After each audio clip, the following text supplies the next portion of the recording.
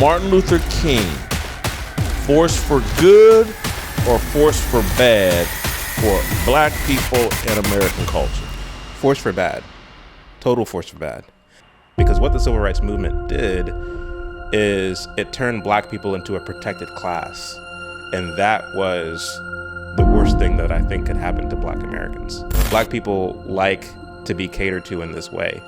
And they like for their what they believe to be their kind of cultural preferences to be catered to and pandered to. And so for someone like Martin Luther King, he's considered to be a hero. He's considered to be a leader. He's considered to be almost like a deity, quite frankly. So if I heard that correctly, what Marx envisioned was that the church one day would be marrying two men. That they would so reject God that they would be marrying two men and affirming gay marriage. Did I read that right? You could argue that, yeah. You could argue that. But yeah, so Marx, I mean, he was a degenerate and he was a Satanist. When you look at Marxism as a school of thought, and you see it as a kind of taking up of the baton one generation to the next, it certainly was like what King was doing was certainly within the continuation and within the tradition that Karl Marx and Friedrich Engels started. Carl Braden, the white communist that bought the home, intentionally rented it to a black family, put the family into this all-white neighborhood to stir things up. Carl Braden then bombs the home. Right.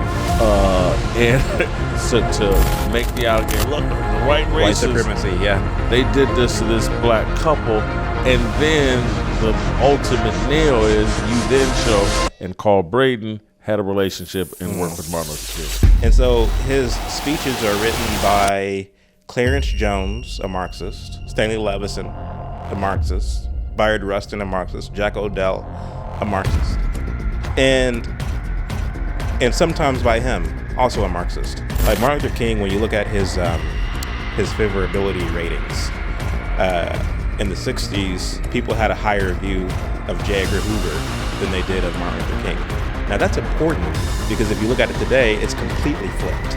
They were able to pull a fast one on us, and now we are celebrating him once a year. Martin Luther King, not only did he have all the answers, but who else could have done it?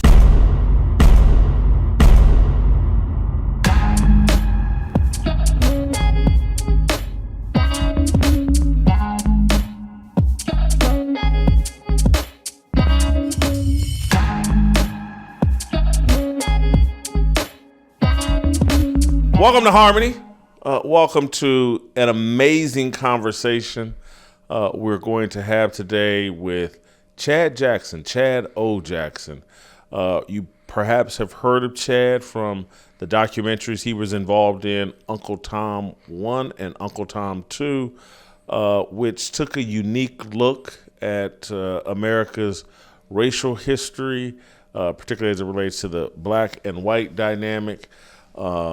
I'll let Chad tell you a little bit more about that, but what we're mostly going to talk with Chad about today is his latest project. Chad is taking a significant deep dive into the legacy and impact of Martin Luther King Jr.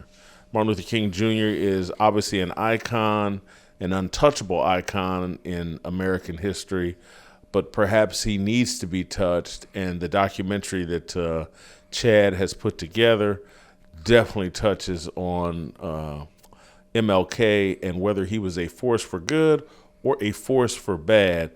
In a time when all parts of American and global history are being questioned, I'm not sure if in American history, in the last 60, 80 years of American history, other than perhaps the assassination of JFK, I'm not sure if we need to look at anything more closely than the impact, the intent, the motives of Martin Luther King Jr. Chad Jackson, welcome to my home. Welcome to Nashville, Tennessee. Thank you for making the time. Before we go to the MLK project, your documentary that will come out, I would think, at some point this fall, let's just first start with Uncle Tom 1 and Uncle Tom 2 and your role in those. That's when we first connected, but walk the viewers through, what was the Uncle Tom documentaries? What were they about? So Uncle Tom was released in 2020. It was around the time when George Floyd was killed. And that may have had something to do with its initial success because it did really well. And it was able to... Did really well into a lot of sales, a lot of sales, a lot of views. There's people who recognize me today in airports and stuff from that film. So it's... and I'm a relatively unknown person, but the film was basically Black Conservative 101. It made America aware of the fact that these people exist. They're not, just Thomas Sowell or just, Herman Cain, who ran against Obama in 2008 or 12 rather. But it took a approach to politics that was humorous, that was emotional, that was historical in some sense. But Uncle Tom 2 was different in that it looked at the, infiltration of Marxism into America and how Black America was used specifically for that purpose. And that was released in 2022. It didn't do as well as Uncle Tom Part 1, but it was still a necessary film. And I think it was the more important of the two. I completely agree with that. Right. I saw Uncle Tom 2 and it's like, holy cow, these guys are really, really going at it. The only thing again, it's no secret or between you and I just didn't like the name and thought that would limit both Uncle Tom 1 and 2 would limit the ability or the desire for Black people to watch the documentary. And so when you say it had, I'm not diminishing the success that it had, but do you think it, and maybe y'all's intent wasn't to reach a Black audience in particular, but did it resonate, you think, with? Yeah, I think so. So we definitely had a, if we build it, they will come kind of mentality in making the film. I was just in Part 1. I didn't play any kind of behind the scenes role with Part 1. So isn't that where we connected though? No, we connected before Part 2. Really? Yeah, because I had seen an interview with you and Carol, where you were making commentary. Carol Swain, Dr. Carol Swain. And you were making some commentary about Black Lives Matter, which is the most to the point, on the nose commentary that I have seen up until that point. So I needed to get you on to the cast for Uncle Tom Part 2. So I called you and you're not interested at all because of the name. You said, I don't think Black people are going to want to watch this film. It's called Uncle Tom. And I understood that. I had nothing to do with calling it Uncle Tom, but it was a name, and I understood why it was calling that. I think one of your critiques was, if I remember correctly, you can correct me if I'm wrong, is that it was similar to Black rappers using the N-word in their songs, and you saw it as us basically trying to take back the word in the same way that the rappers are trying to take back the N-word, and that wasn't it at all. We weren't interested in, conservatives walking around talking about what's up, my Uncle Tom, or anything like that. We weren't trying to take back the word. We were just basically trying to say, look, if you read the Harriet Beecher Stowe's Uncle Tom's Cabin, Uncle Tom is actually the hero. He's actually the good guy. So it's kind of ironic that liberals, and Black liberals in particular, call Black conservatives Uncle Tom. Really, it's an underhanded compliment, even though they don't realize that that's exactly what they're doing. So it's kind of like a nuanced thing that, to your point, at the time, doesn't quite read on its face when you're trying to sell the film to Black people. But interestingly enough, a lot of people who follow me on IG are Black. A lot of people who follow me on X are Black. And a lot of people who watch the 3-hour YouTube show that we do on Sundays are Black. And many of these are people who were not conservatives before watching Uncle Tom, but they sat through it. They allowed us to ask the questions and to present the information over the course of the two films and have come around. And so it's definitely an incremental or gradual thing, but we're grateful for the amount of the needle that was able to move just with the production of those two films. We're living in a time where the perception is that particularly Black men are starting to question their allegiance to the Democratic Party. That's right. Do you believe that's accurate and true? I do, but maybe for different reasons than a lot of people. I don't think that they stumbled across a video of Thomas Sowell or of Jason Whitlock, and they decided all of a sudden they're going to be a conservative. I think it has something to do with the whole red pill movement under the behest of the late Kevin Samuels and others. I think Kevin Samuels is a bigger cultural phenomenon than most people give him credit for. Now, of course, the modern so-called red pill movement, I think, is in shambles. But I can honestly look at... Go ahead. So unpack that a little bit. The modern red pill. Yes. Is that something different than Kevin Samuels, or it's the yes, same thing? Yes, it's people who are basically hanging on to the coattails of Kevin Samuels, or are trying to become a kind of Kevin Samuels in their own right, bashing women, presenting this kind of lifestyle of like, you're the king, you're the prize. And at the same time, they're not really promoting family values. And that, like, at least Kevin Samuels promoted family values. You don't really see that with a lot of these red pill guys. They think it's okay for men to sleep around and to be promiscuous and all these things. Whereas Kevin Samuels, he advocated for, I would argue, biblical principles in many ways. If you divorced your husband, go back to your husband. You know, go back to him, especially if he still wants you. That's actually a biblical concept. And so there were a lot of things I think that Kevin Samuels got wrong, just for me coming from a biblical perspective. But there's a lot that he got right. And I feel that at least he was grounded in that respect. And I think when it comes to a lot of black men who listen to Kevin Samuels, who I think that Kevin Samuels, in this kind of roundabout way, detached them from believing that the Democrats or the Democrat way of thinking is the best way of thinking for black men. I wouldn't lay it all at the feet of Kevin Samuels, but I think he had a bigger impact in what we're now seeing than a lot of people give him credit for. I completely agree that Kevin Samuels is a bigger deal than the larger culture or the mainstream media. That there's virtually, someone should do a documentary on Kevin Samuels. Someone should be the New York Times should be writing think pieces about his impact and his legacy. Where I would not disagree, or where I would add a layer of different perspective, is that, and it attaches to Kevin Samuels, but what's happening with black men is they are figuring out, like, man, we really are just having to pander, cater to, be in submission to black women. Mm-hmm. And I think that is causing them to look up and say, hey, what are we doing? And then when someone adds in, like myself or you or Kevin Samuels, like, hey, you know, the Bible says we're supposed to have dominion, that we're supposed to be leaders. That's where the Hebrew Israelites, their perspective is coming from. And so I just think there's a lot of chatter and a lot of reevaluation of, like, hey, what's going on with the relationship between black men and black women? So you think, like, it's basically a shattering of the matriarchy in all that it stands for, which includes loyalty to the Democrat Party.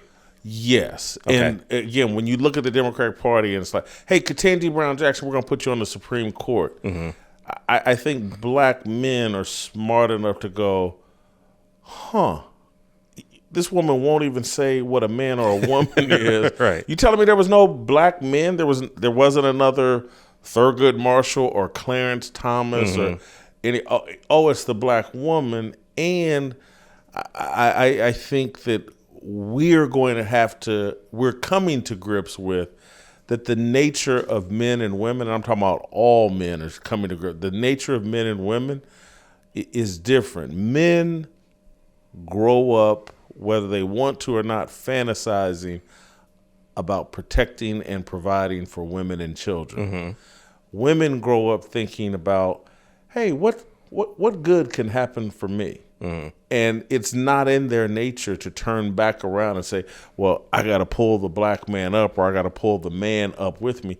They actually don't respect the man that they have to carry. Yeah. And so I think between the Hebrew Israelites, between Kevin Samuels, between the red pill movement overall, all of that is making black men say, well, which party? And then by the time you throw Donald Trump in, because most black men are lying when they say I don't like Donald Trump. I can't relate to Donald Trump. Yeah. It's a joke. I used to say to all my friends, I was like, come on now. We played football together. We hung out together. We did blah, blah, blah. If we had a choice between hanging out for a night with Joe Biden or Donald Trump, you guys would have to be lying to me to tell me you'd rather with Joe Biden. How do you think Trump did among black men in this past election?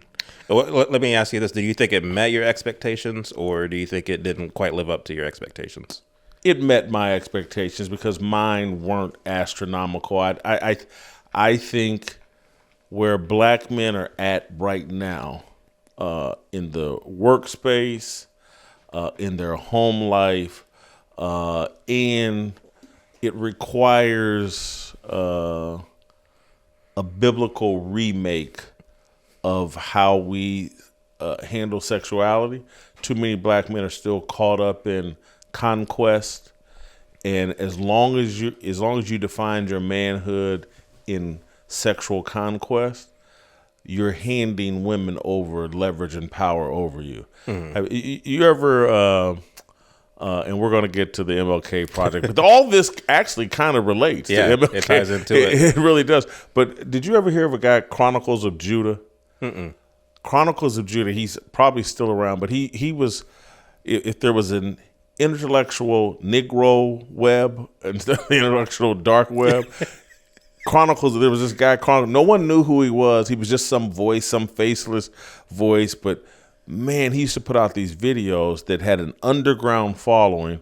Guys like myself and other, we'd be whispering about, man, you listen to Judah, blah, blah. Chronicles of Judah 144. He's not as pervasive and as prevalent now, but he was part of the intellectual backbone. I guarantee Kevin Samuels knows exactly who he was. Yeah. You know, Kevin's passed now, but he used to put out a lot of content, and the underlying message was like, hey, black men, take control of yourself sexually. Quit just throwing your seed around any and everywhere. Quit being someone that's led around by your penis, basically. Yeah. And that's the only way things are going to improve between the black man and black woman. Before we get too deep into this interview with Chad Jackson, let me tell you something you can do to improve your health. There's something real to keep us and our families healthy and around longer. Check out Fatty 15 with this new thing called C15, the first essential fatty acid found in like forever. Dr. Stephanie Venn Watson found it working with the Navy, and it's legit. It makes your cells tougher and slows down the aging grind. If your C15's low, you might have this cellular fragility syndrome, which messes with 1 in 3 people. Fatty 15 patches up your cells, helps you live longer, and sorts out sleep mood and your body's fix-it crew. In 16 weeks, 72% of folks say they're feeling great, heart, liver, and joints are happier, sleeps deeper, and their hair, skin, and nails are all on point. This vegan C15 supplement's got 3 times the cell-boosting power of omega-3. It kicks cholesterol, liver, and gut health into gear in 3 weeks. And it comes in a cool glass and bamboo jar. Fatty 15 is on a mission to optimize your C15 levels to help you live healthier, longer. You can get an additional 15% off their 90-day subscription starter kit by going to fatty15.com/fearless and using the promo code fearless at checkout. You guys know I'm on a health journey. Come along with me. Make Fatty 15 part of your routine. Use my promo code fearless at checkout. Thanks for watching. Thanks for supporting us. Fatty15.com/fearless, promo code fearless. Be sure to visit and subscribe to Jason Whitlock Harmony on YouTube. I'm diving into politics and entertainment with a unique biblical perspective, distinct from Fearless, and hosting interviews with a range of guests. Share the word, and thanks for tuning in. Do you know who Blanchard Robinson is? I do not. So he's out of Atlanta, and he says that black men on average suffer from arrested development. Would you agree with that, or what? Black men on average suffer from, yes, of course you have arrested development when your dad's not in the home to develop you. Mm-hmm. It's arrested almost immediately. When the woman's taking you to the beauty shop with her while she gets her hair done and your dad's not taking you to the barber shop, you wonder why these guys are all looking like Betty Rubble and the dreads, dreads and their hair's up in the buns and all this other stuff, and they're all into getting their hair I went to the barbershop, Leon's barbershop in Indianapolis with my father every other Saturday. That's what we did. Mm-hmm. I had a father around. Right. When you have a mother, you end up sitting in a chair, listening to women gossip and cackle while they're getting their hair done, fingernails done, and all that other stuff. Mm-hmm. Listening to them complain about men. Yes. So then you get that actually makes a lot of sense. Yeah. You get your idea of how you should be as a man from women gossiping in the salon. Yes. I never really thought about that. And literally, when I look at all the hairstyles, it's very uncomfortable for me because we'll get into it because Chad's a busy man. Not only does he do these documentaries, he runs a plumbing company. Right. And so, again, men aren't being trained up to think this way. But when I look at the guys with the crazy hairstyles, I'm like, how do you have time? I mean, who has time? Yeah. Right. You know how much time women go to the beauty shop for 3 hours at a time. It's like, as a man, I'm so busy. I'm like, man, can I get in and out in 30 minutes? Right. I'm constantly on the phone with my boy, and we good at this time, blah, blah, blah, and we'll be done in 30, because that's all the time I have to give for it. Right. These dudes are sitting between legs, getting their hair braided for 2-3 hours and again, you got way too much free time. You're unproductive. So yes, arrested development. Yes. Yeah. Yeah. Maybe no development. Yeah. It's anyway, we're off on one, and I want to get to the MLK project and we got plenty of time. We're going to be here for a while because I've only seen 90 minutes of what promises to be a 4-hour documentary on MLK. The 90 minutes that I saw blew my mind. And everybody that knows, I watch a lot of movies. I watch a lot of documentaries. I love to rate and talk about movies and documentaries. I got a 90-minute taste of what promises, again, to be a 4-hour documentary.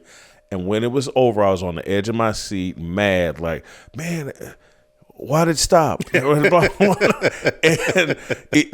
And so just it really picks up where Uncle Tom 2 left off in explaining how cultural Marxism had this influence on black culture and the black community, but you zero in on it as like Martin Luther King and the civil rights movement. That was the Pied Piper of that. Mm-hmm. Yeah, absolutely. And I think that it's necessary to tell the story for a number of reasons. But if I were to identify 2 reasons in particular, if you look at the fact that we have a federal government who is at this point just completely out of control and expanding its own power. And then 2, if you look at the black community today and how it's so different than, I would say, the early part of the 20th century in terms of family formation, in terms of this desire to put your best foot forward, so on and so forth, is just so different. And so for me, when it comes to a lot of historians and sociologists and educators, and they point to reasons why that is, specifically as it relates to black culture or just American culture, the degradation of black culture or American culture in general, they point to everything but the civil rights movement because that's an untouchable thing, right? When it comes to black culture in America and the degradation thereof, black conservatives point to LBJ, the war on poverty, and truth be told, there's a lot of blame to go there. Black or liberals point to systemic racism, white supremacy, and there's little to no blame to go there. But no side at all points to the civil rights movement and Martin Luther King in particular, and how he was a detriment to what we see today as black culture. And so I set out to make this film to take an honest look at not only MLK, but also a lot of the history that led up to MLK. And I hope that when people go, walk away from it, they would have at least learned something, but they would then begin to challenge a lot of what they learned growing up in our schools as it pertains to history. Because somebody once told me that history isn't only the story of the victors, but it's also war propaganda. And not every war is violent. There's a lot of war that's Cold War. And when you look at the Cold War period, I think Martin Luther King had a role in that, as more than a lot of us realize.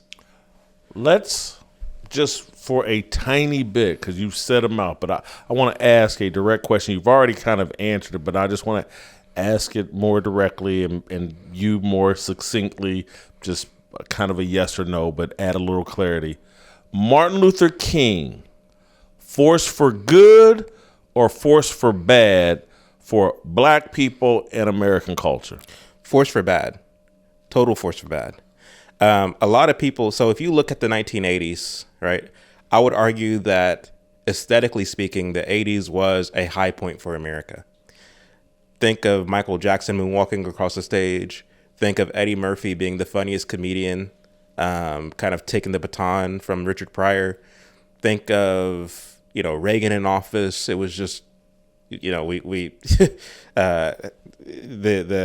wall coming down. There's a lot going right, a lot moving in the right direction. So aesthetically, it looks good. You have Reagan sign the bill that turned MLK into a national holiday, because by that time, the propaganda really made him larger than life, especially in the wake of his being martyred.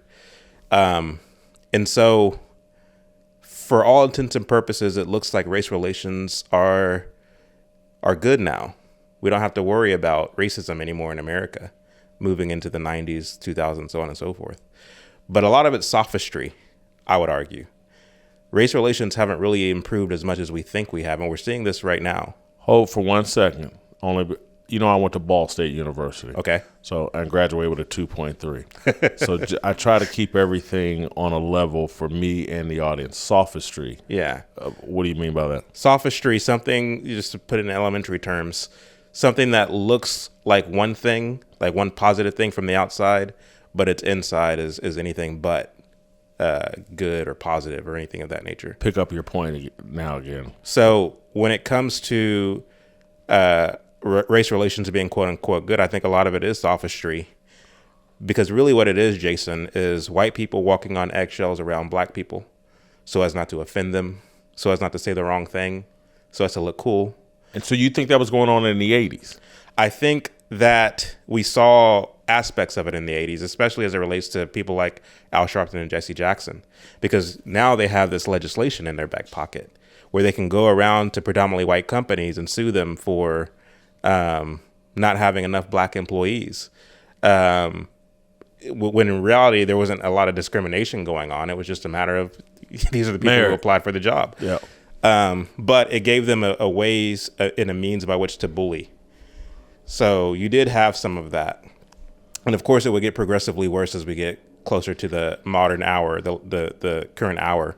So again, race relations, I think you could argue, could be chopped up to, and of course this isn't true with every relationship between black and white, but a lot of it is, once again, white people walking on eggshells around black people so as not to offend, and black people having this kind of sense of entitlement, because what the civil rights movement did is it turned black people into a protected class, and that was the worst thing that I think could happen to black Americans, is because you get this sense of entitlement, this kind of walking around being smug. I mean, black people today can be openly racist against white people. You see it on national television, no less, in sports and movies. It's just everywhere. And so you mean to tell me that that's an example of improved race relations? And the issue is things were generally on an upward trajectory from the year 1900 at the turn of the 20th century up until around the 1920s. They were on an incremental, gradual upward trajectory. And this is thanks to the work of men like Booker T. Washington.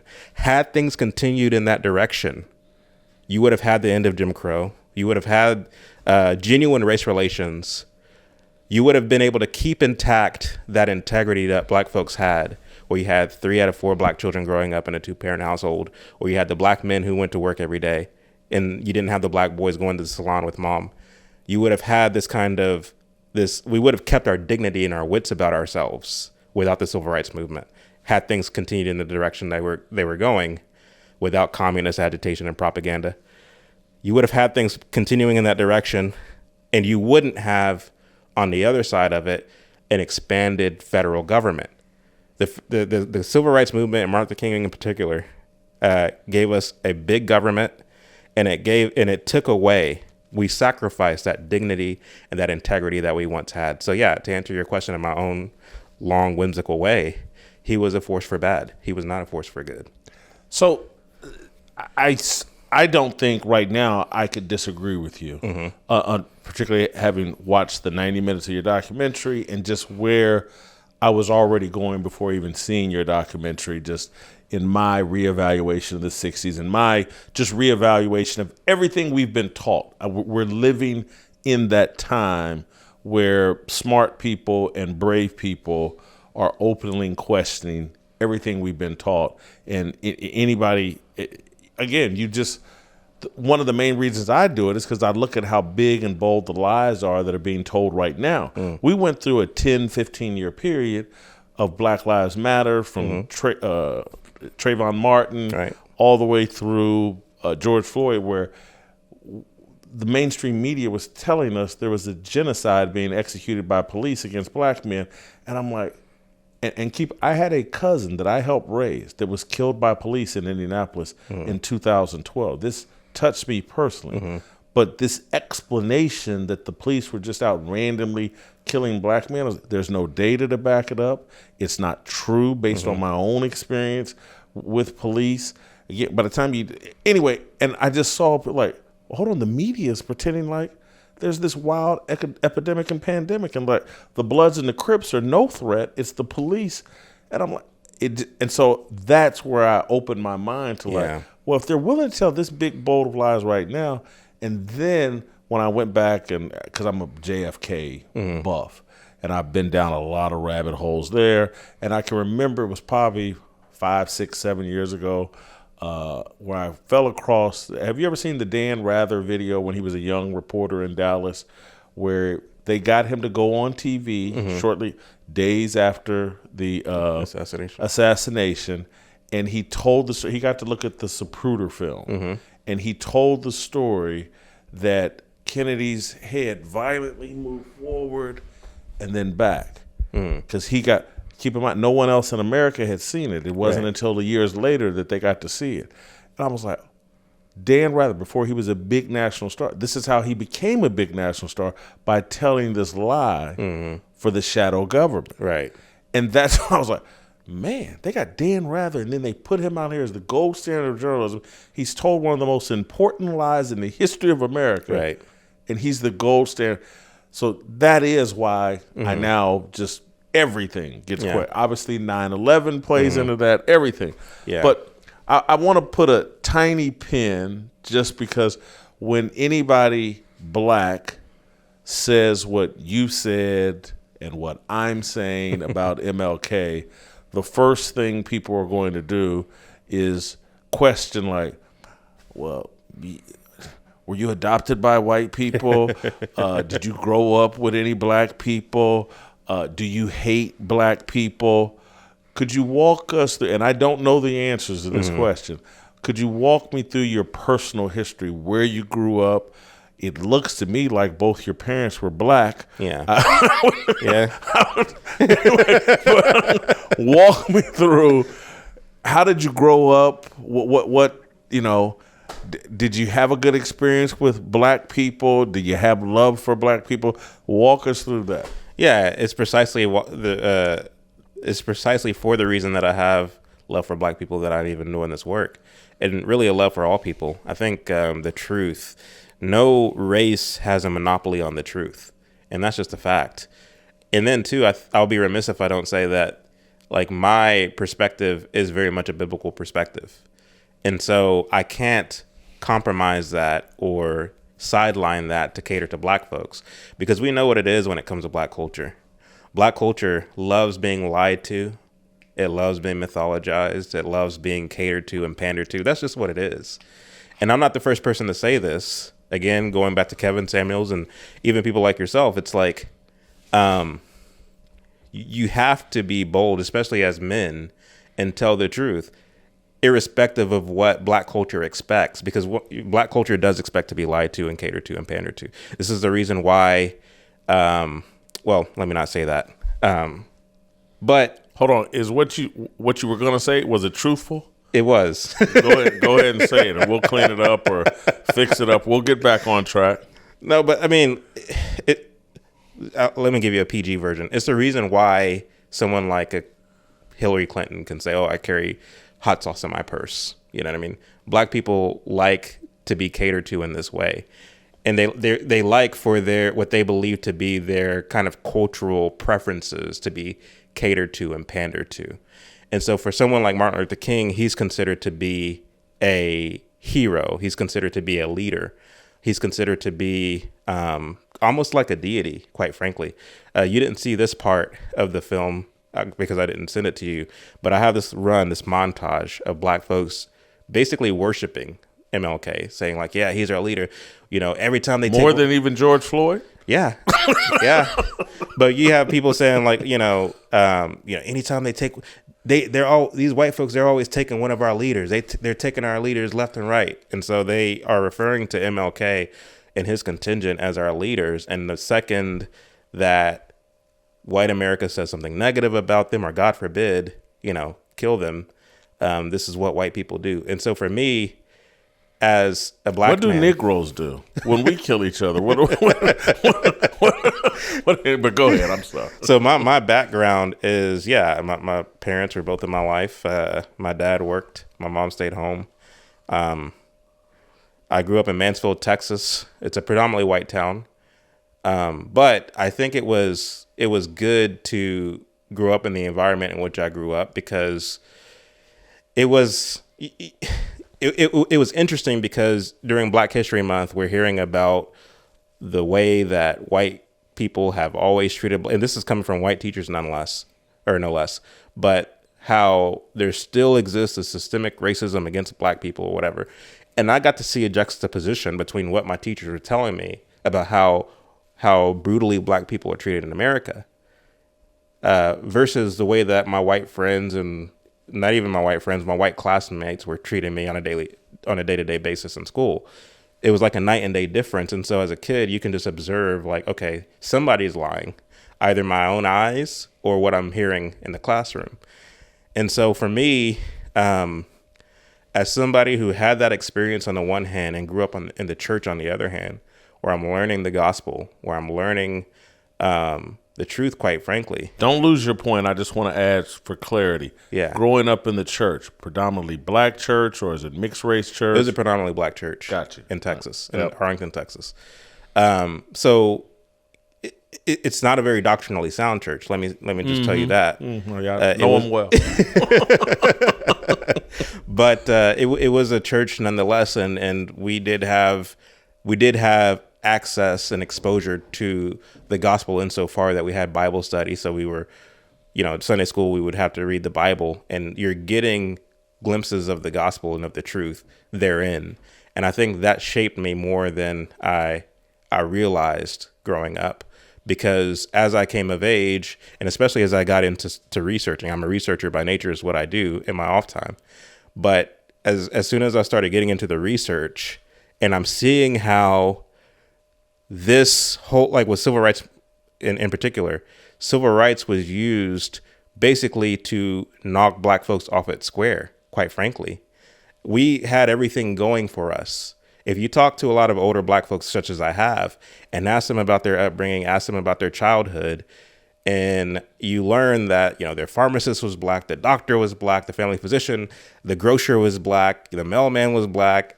If you're a young child And everybody you see who is doing their thing, who's being productive, who is being industrious, is black. There is no question of, oh, we need to hire more black teachers because they need somebody who looks like them, who isn't a drug dealer, to live up to. That's a new phenomenon. That hasn't always been the case here in the United States. And so what happened? How did we get knocked off our square? It's important to tell that story. And if you're somebody who's pro-black, you should want to hear this story. You should want to hear how he got knocked off the square. Not that you might shake your fist at MLK, but that you might resolve not to ever fall for the rhetoric of a demagogue again, because it's up to you to have discernment. The Bible tells us that in the end, we will all turn to teachers who will tell us what our itching ears want to hear, who are going to tickle our itching ears. And that's all of us, black or white. And so the point of making a documentary like this isn't that you might harbor hatred in your heart for MLK or the civil rights movement, but that you might know the way that this rhetoric works, the way that social justice movements work, and resolve never to fall for it again, because they pulled a fast one on us. You used the word demagogue, and most people, when they think about Martin Luther King, oh, he was a racial uniter. You say demagogue. Why? Total demagogue.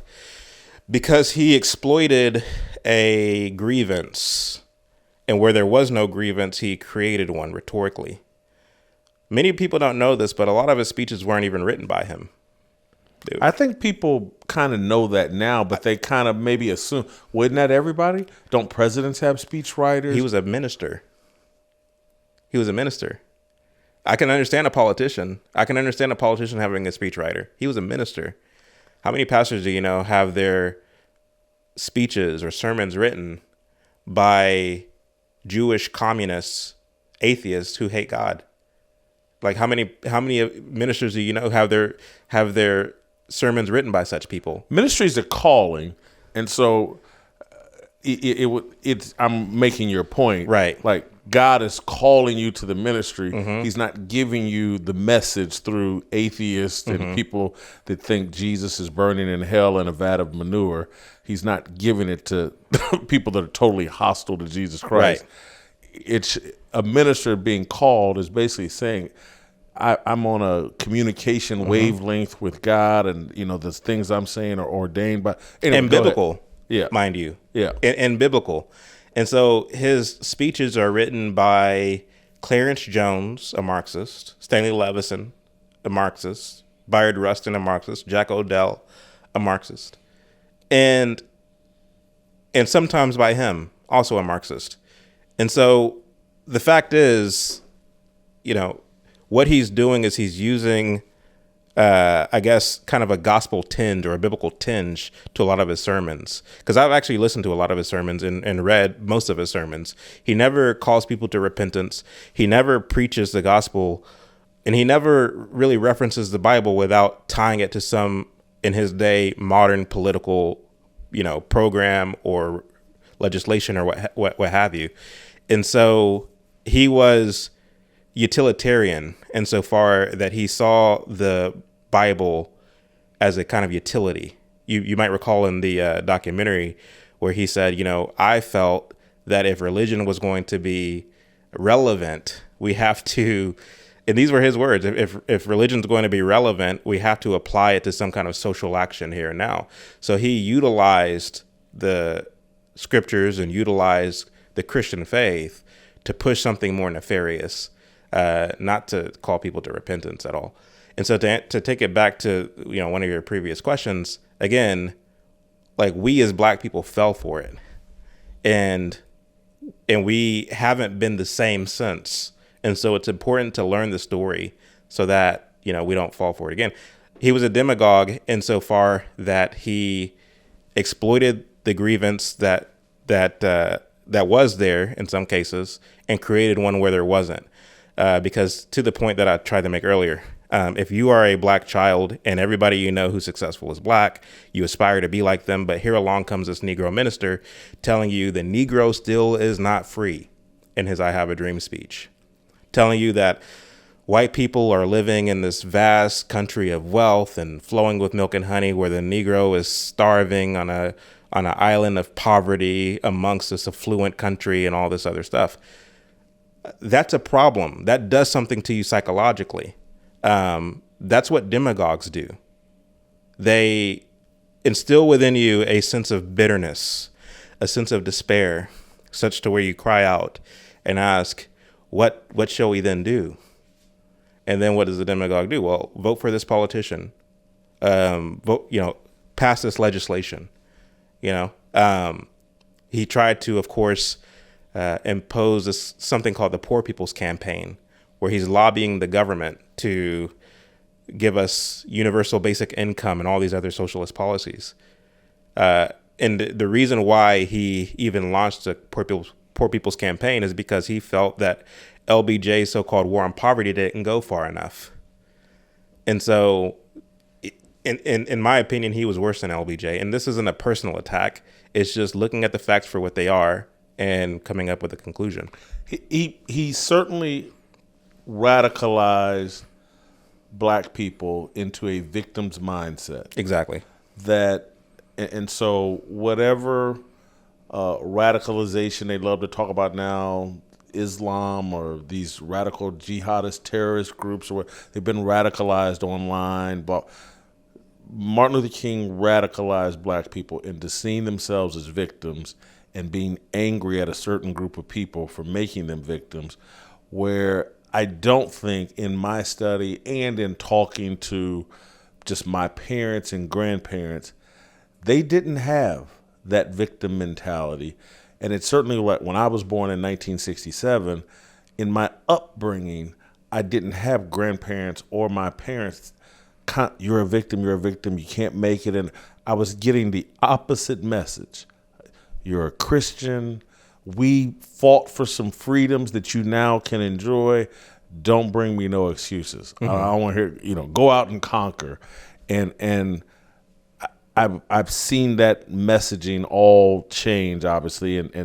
But I think part of like the sensitivity as it relates to Martin Luther King is some people will listen to our conversation, they'll watch your documentary, and they'll say to themselves more than they'll say out loud. I don't care, man. White people doing the same thing. There was white people like Martin Luther King. And we need this symbol. This symbol that Martin Luther King represents is so important that we must protect him. They got George Washington. He owned slaves. Thomas Jefferson. They got these flawed symbols. And we have somehow, as black people, reached the conclusion that there are these very important symbols that we must hold on to. Mm-hmm. And it's really unbiblical because if we're looking for a symbol, his name is Jesus Christ. Bingo. And he's open to everybody. Right. I don't need MLK. Right. There was somebody here that was perfect, didn't make any mistakes, didn't cheat on his wife, or didn't, none of this stuff. Right. And so why not hold on to that symbol? But there are, and then I'll throw it back to you, I'll say this, but for me, because when I grew up or was born in 1967, this whole thing that they love to talk about now, well, you got to see somebody that looks like you do it before you could do it.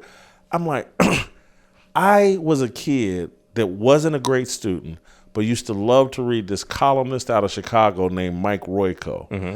And he was syndicated all over the country out of Chicago. He's a Polish white guy, kind of a little angry, curmudgeonly white guy. My entire journalism career is based on Mike Royko. Oh, wow. My entire thing. And I've never hidden that. I talked about it almost from the time I graduated college in 1990. I was like, I want to be the Mike Royko of sports writing. And so I didn't care that he was white. It's like, oh, he did what I want to do. I'm going to do it. There you go.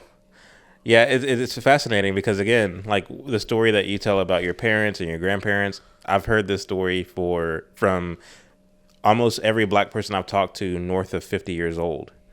And it's just sad, It's just sad because we no longer have those values. We no longer carry that. But we have our symbol, though, right?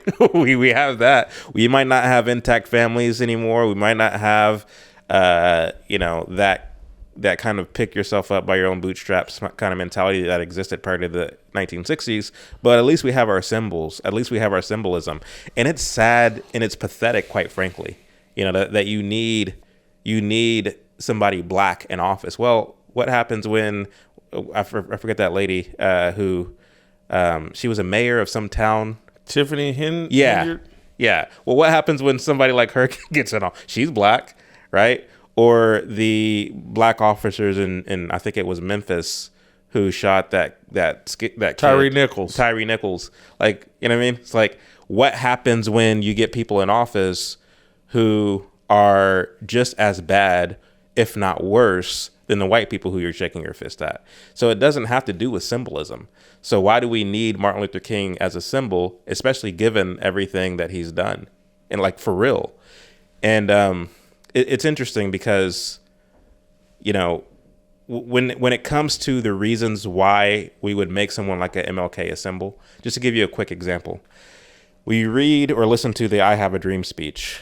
One of the lines that I think most people know him for is, I dream that one day my children will grow up being judged not by the color of their skin, but by the content of their character.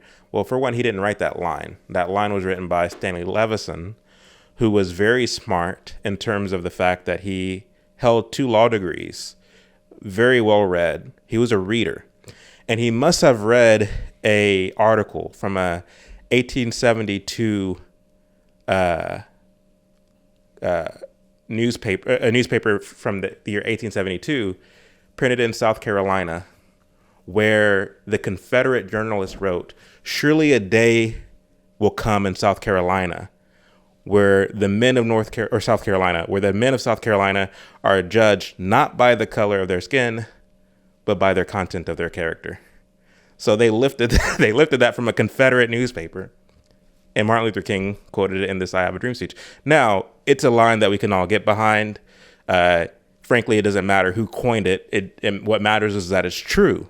But we're attaching a lot of stuff to MLK that didn't originate with him, stuff that was plagiarized, stuff that was that he just, he was a good orator, so he made it sound good.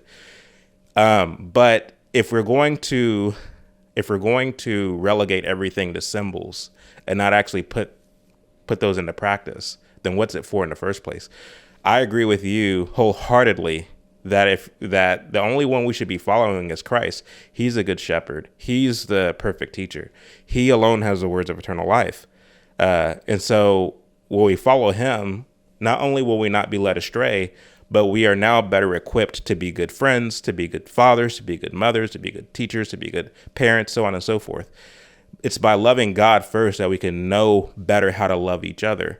When you put Martin Luther King, or anyone else for that matter, in the place of Christ, it becomes like, what you get out of that is affirmative action. What you get out of that is DEI. What you get out of that, like if you follow his teachings and his beliefs to its logical conclusion, you will find that DEI is not foreign to the kind of rhetoric and the kind of teaching that MLK was doing while he was alive. And I'll end this little tirade by saying this. People ask me all the time, Chad, you have a lot of claims against Martin Luther King, and sure, you have your receipts and you have the information to back it up. But I believe that we should still acknowledge him as a symbol. But that aside, what do you think he would say today, like if he were still alive? Because he's not alive to defend himself. And I've thought a lot about that question. Of course, he's no longer alive. But, if we are to take Jesus's words, like if we were to take his words truly, and if we were to glean anything at all from the parables, one of the parables that I think is of interest to this particular topic is the one that he tells about, I think it's Lazarus and the rich man. Are you familiar with this one, with this parable? Where Lazarus is sent to heaven and the rich man is sent to the place of torment. And there's a chasm that separates the two of them. And one day, the rich man sees Abraham walking and he says, can I have some water? Can you send Lazarus to dip his hand in some water and give it to me? He says, no, there's a chasm that separates heaven from this place of torment. And he says, well, let me go back to my father's house and warn my brothers against this place. To which Abraham responds, no, they have the scriptures already. And if they won't listen to the scriptures, what makes you think they're going to listen to you? And so I think about that story, and I think about King and the fact that he was a proponent of the social gospel, which was, i.e. Marxism. I think about a lot of his philandering. I think about the fact that he was a quote unquote man of the cloth, a minister knowing full well he didn't believe in the gospel that he claimed to represent. And he's like that rich man who's in the place of torment. I honestly think that King would be proud of the work that I'm doing as a warning against those who would follow those footsteps instead of following the true word of God. And so I see myself as representing that warning that King in that place of torment would want to warn his brothers against. So Dr. Martin Luther King would be happy with you exposing the flaws and errors of his way.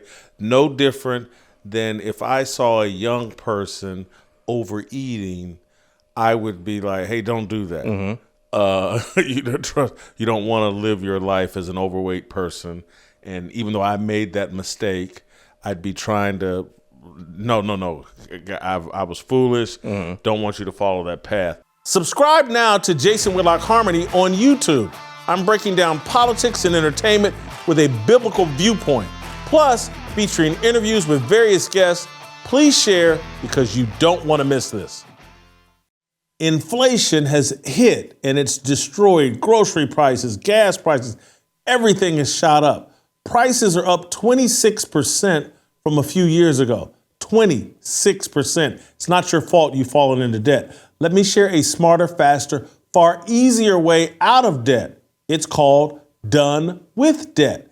And they're not like other debt relief companies. They don't push loans or bankruptcy on you. Done with Debt, they're legendary negotiators who go head to head with your credit card and loan companies. They have one goal: to drastically reduce or eliminate your debt altogether. And unlike those others, Done with Debt moves lightning fast. Most clients see more money in their pocket in 1 month. But a word to the wise: hurry, because some of their brilliant debt erasing strategies, they're time sensitive. Do not make another bill payment until you talk to a Done with Debt strategist. It's free. Visit donewithdebt.com. That's donewithdebt.com. Donewithdebt.com. Enjoy the rest of this conversation with myself and Chad Jackson.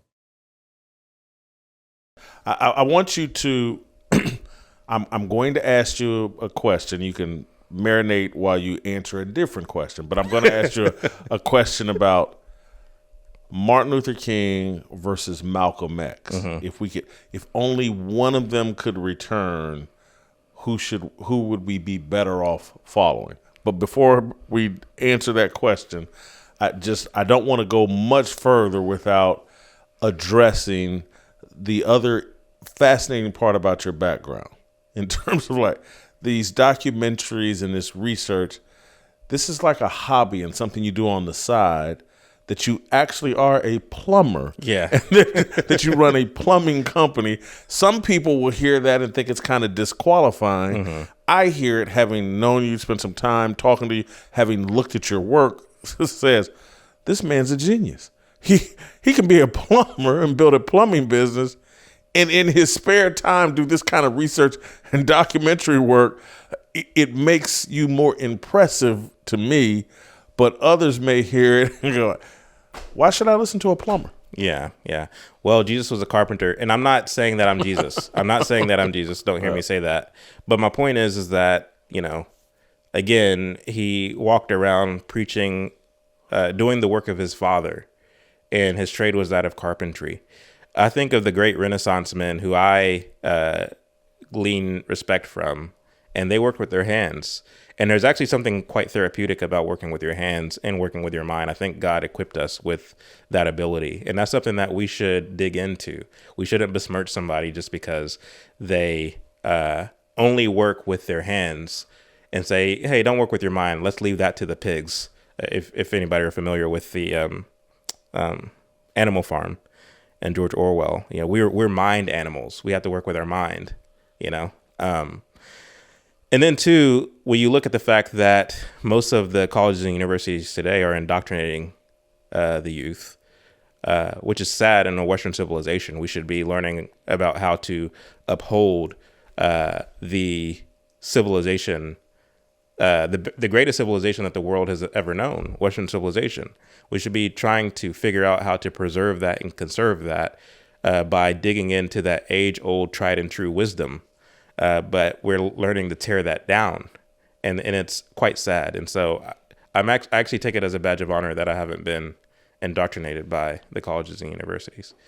I think it was a good choice for me to go into the trades versus the other way around. So how long have you had your plumbing business? I started it when I was 25. I'm 35 now, so 10 years.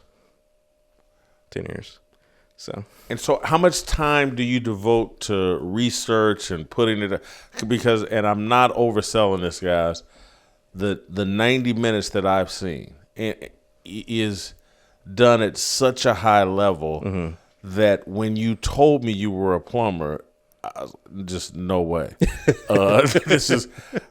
And I've seen people that their whole life is devoted to doing documentaries that can't do what you've done. Can't, I'm a documentarian. Look at all the equipment I got. Look at the training. I went to this film school, blah, blah, blah. And they can't do what you've done. How much time are you devoting? What's Chad Jackson's typical day? Yeah. So it's definitely not easy. You have to operate on very little sleep. But when you believe in something that much, you're married with kids too. Yeah, I have 4 kids. I'm married to my wife for 13 years now. And it's definitely not easy. You're having to juggle a lot. And then two, my kids are getting older. My oldest is 12. And, every moment with your kids matters because you can blink and they're 18 years old and having daddy issues. You never spent time with me. So I have to keep that in mind and make a active effort to be there for them and to be there with them and not be there and have my mind thinking about Martin Luther King or Rosa Parks, So yeah, it is a struggle. And then two, we're very involved in our church there in Dallas.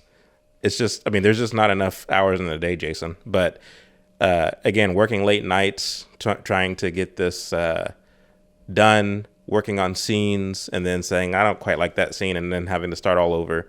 It's just a labor of love, quite frankly. And is then it just you? It's just me. Documentary making, like filmmaking, it is a first passion of mine. I was interested in doing this before I even thought about plumbing. It was something that was offered to us as an elective in high school when I was a freshman. Plumbing or movie making? Filmmaking. Filmmaking.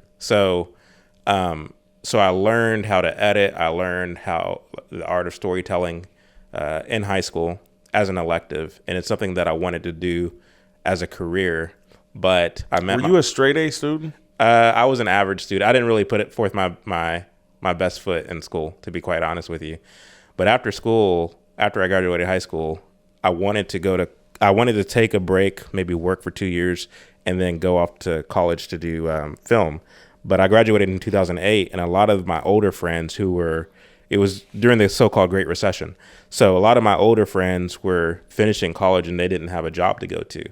So when I considered that, along with the fact that I had met my wife, my then girlfriend, and I knew we were going to get married, I knew I needed to make money quick. So that's how I got into plumbing.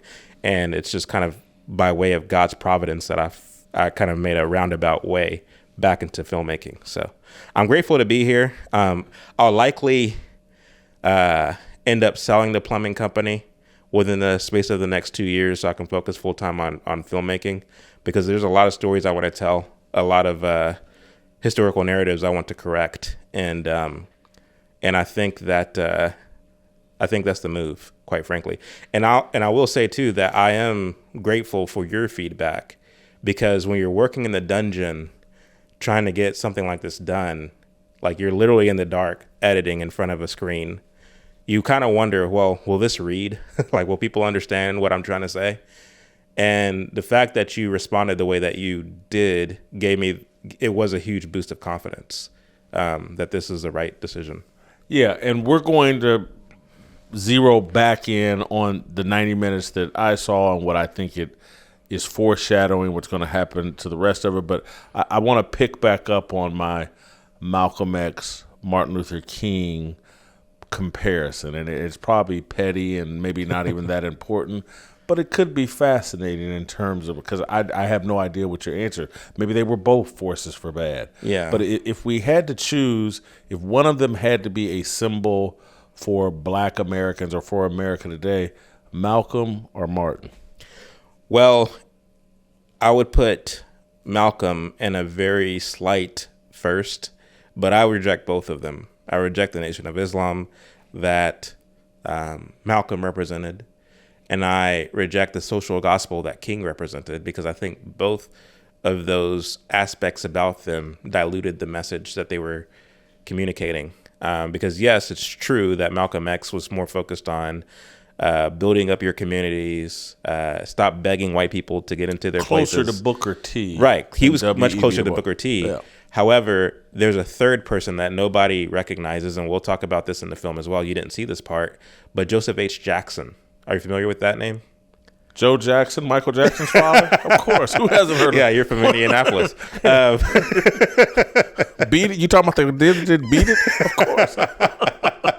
No, I don't know the Joe Jackson you're talking about. So Shoeless Joe Jackson, the baseball player? Yeah, go ahead. So Joseph H. Jackson was born in 1900, which would have made him 15 years old when Booker T. Washington died. And he died the same year that I was born in 1990. So he lived a very long life. He was the president of the National Baptist Convention, which was the largest Negro church convention in the world. It boasted about 8 million churchgoers. And what was interesting about him is that he was a student of Booker T. Washington, to be sure, but he was also a proponent of the biblical gospel. He believed that the Bible was the inerrant word of God.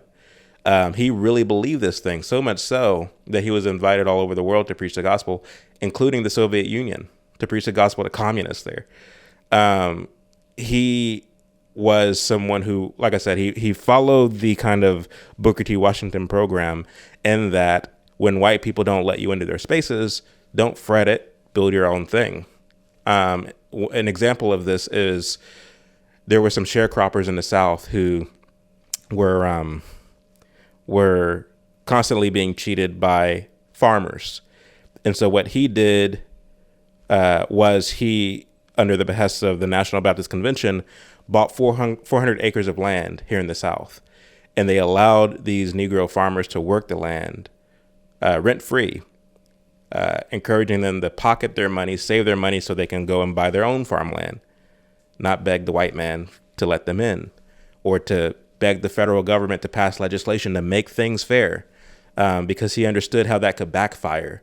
So he believed that the answer is in what you can do with your hands, what we can do creatively with our own resources.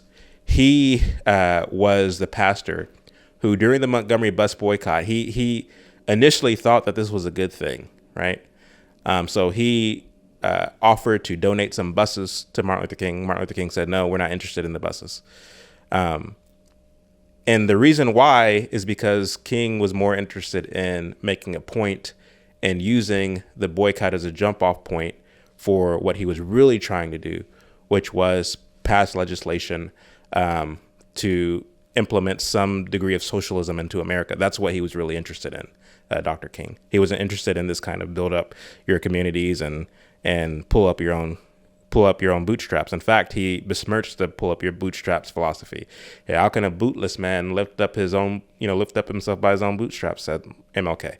So anyway, Joseph H. Jackson, he was the most well-known Negro minister in the world in his day.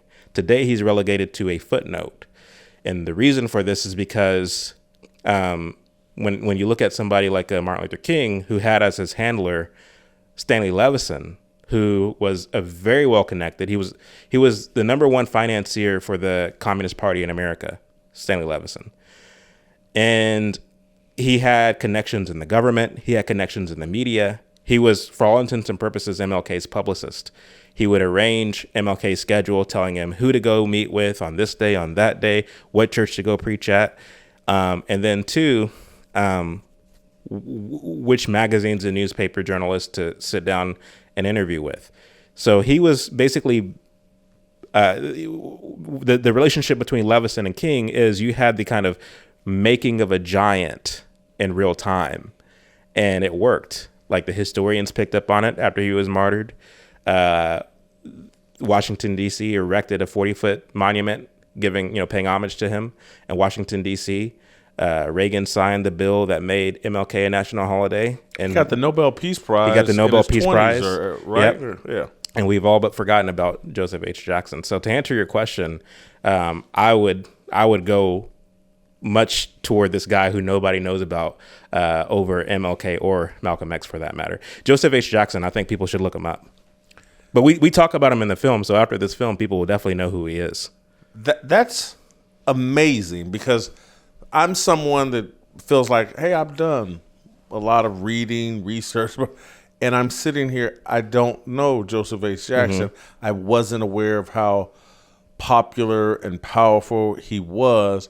And it just kind of speaks to, like, it's not just that Stanley Levison and that group can build up MLK. They can erase whomever they choose. And they tried to erase him in real time because, like I said, the National Baptist Convention was the biggest convention for black churchgoers.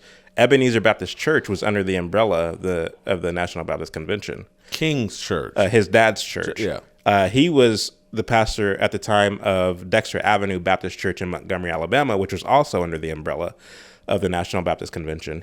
And the reason why that's important is because Martin Luther King and his contingent tried to oust Joseph H. Jackson from his leadership at the National Baptist Convention. So they built up a little army, and they tried to elect a minister by the name of Gardner C. Taylor, who was also a proponent of the social gospel. And so contingent was the convention on this particular year in 1960 that there was a fight that broke out on the stage where they tried to grab the microphone from Joseph H. Jackson. A minister was pushed off the stage and died in the hospital later that day. And so in retaliation, Joseph H. Jackson kicked Martin Luther King and his friends out of the National Baptist Convention. And they went on to start the following year what was called the Progressive National Baptist Convention. King and his ilk did. And of course, they already had the Southern Christian Leadership Conference, which was started by Stanley Levison. It was his idea. And they pumped it full of social gospel preaching Marxist ministers, which was led by Jack Odell, who's a self-admitted communist, made no apologies for it even to the day that he died. And yeah, I mean, it's very fascinating stuff, Jason. But to your point, again, he's relegated to a footnote. Nobody knows what he is. So they have the power, to the point that you made, to build somebody up, and in so doing, completely erase their opponents off the face of the earth. And it gives us the impression, especially me in my generation, because I was born in 1990, it gives us the impression that Martin Luther King, not only did he have all the answers, but who else could have done it? It gives us this impression, this kind of very black and white impression of the past, and they take all the nuance out of it, and they just teach. That's called indoctrination, So they are indoctrinating us to believe that, for one, life was just so bad for black people. We needed to do something about it. And here along came Martin Luther King. He's the only one who had the answers. Nobody else is doing anything.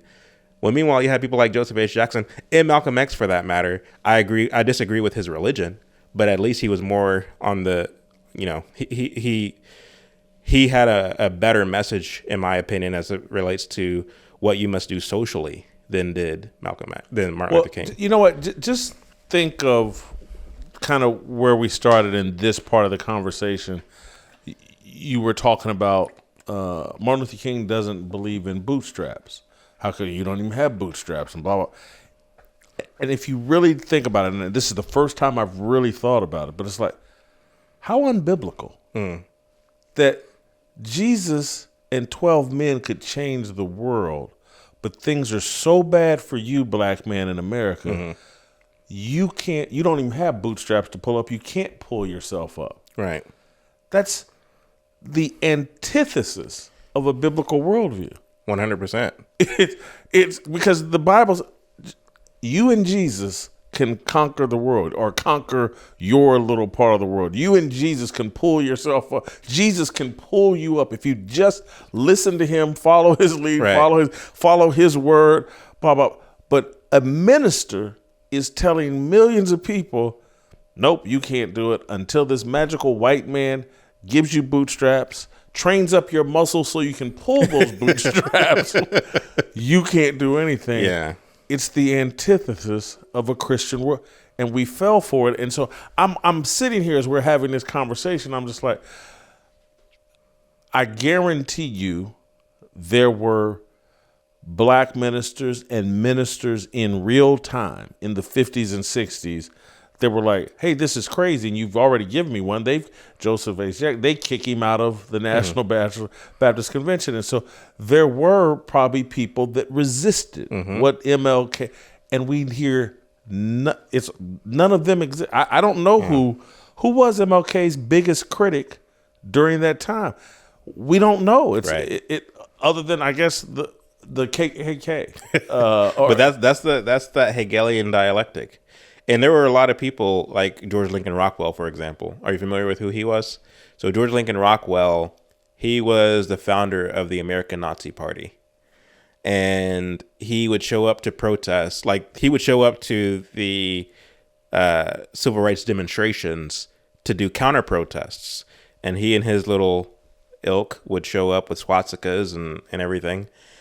And when asked about this, why do you show up to these protests with your Nazi paraphernalia? And he says, well, when Martin Luther King goes out there and protests, and agitate, we come back and we counter protest and we counter agitate. And it was definitely this Hegelian thing where you're playing both sides against the middle. These groups, these organizations were made and meant to make the civil rights movement feel more moderate and feel more palatable. That's the purpose of the militant faction of the civil rights movement, otherwise known as the Black Power movement, which Adam Clayton Powell Jr. supported quite readily. But when you look at these organizations, they all had the same end. They all were headed to the same place. They just had different ways of getting there. And when you look at their funding, when you look at the shadowy figures who supported them, it's all the same people. And so, again, they're playing the ends against the middle to make Martin Luther King and thus the civil rights movement feel more palatable, feel more like this is the right thing that we should get behind. When in reality, if you compare people like Martin Luther King, the so-called moderates, to the people who've been erased from the history books, you'll realize that, well, no, King was just as radical as the rest of these other people. So that's why it's important to bring in. And it's not like I'm digging into history and finding some obscure person. Again, if you were a black man, a cognizant black man who was living in the 1960s, you'll be more familiar with the name Joseph H. Jackson than Martin Luther King. And that's just a fact. And then, too, when you look at the people who were, like Martin Luther King, when you look at his favorability ratings, in the 60s, people had a higher view of J. Edgar Hoover than they did of Martin Luther King. Now, that's important because if you look at it today, it's completely flipped. J. Edgar Hoover is dismissed as a racist, as a cross-dresser, as somebody who hated Martin Luther King and hated the civil rights movement, the whole nine. It wasn't that way in his day, not even by black folks. They understood or had some kind of positive view of J. Edgar Hoover. But the reality of it is, they were able to pull a fast one on us, and now we are celebrating him once a year. Part of what they understood then, and I'm talking about black, white people, just Americans, that has been erased, and it's definitely, we have a new perspective on Marxism, communism, and socialism. In the 1930s, 40s, 50s, 60s, people understood that Marxism and communism hostile to Christian salvation, hostile to Christianity, and it was seen as a threat and something evil.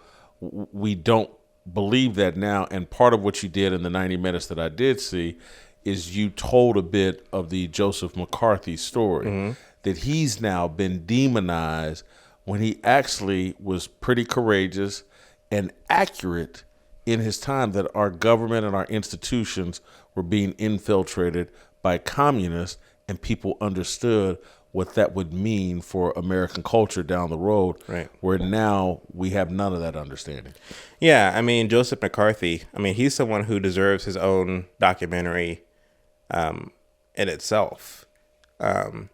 We did touch on him briefly, along with Martin Dies, the Democrat out of Texas, because we thought it was important. By we, I'm saying me, myself, and Vince Ellison, or me, Chuck Littleton, and Vince Ellison, the three, I guess, main figures in the movie. But we thought it was important to show that there were Republicans and Democrats who were against Marxist infiltration into our government. Because to the point that you made, a lot of Americans were anti-communist, and it wasn't specifically party related. The reason why it became party related is because communists infiltrated the Democrat Party more so than they did the Republican Party. They infiltrated both parties, to be sure, but the Democrats more, because a lot of them came in under FDR's watch. And so when that happened in the 30s, they started the HUAC committee in the House, led by Martin Dies. They called it the Dies Committee back then, and it became the House Committee on Un-American Activities. And they were looking into organizations like the Klan. They were looking into organizations like the Communist Party, and they were trying to figure out what are some of the subversive things that they're doing, infiltrating churches, infiltrating the army, infiltrating the government. So it wasn't just McCarthy. You had Democrats doing that as well. The reality of it is, over time, the more communist faction would win out and give us what we know today as a modern Democrat Party. Whereas with the Republicans, you had people like Barry Goldwater basically redefine the Republican Party, and they took on this more pro-family, love of country approach.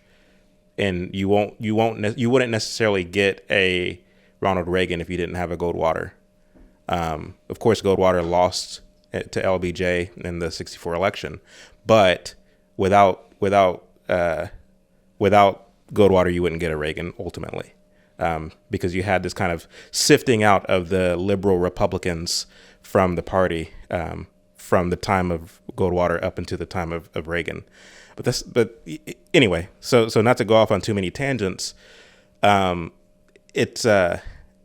was important to talk about somebody like a McCarthy, because you're right, he has been demonized in our society, and the purpose of this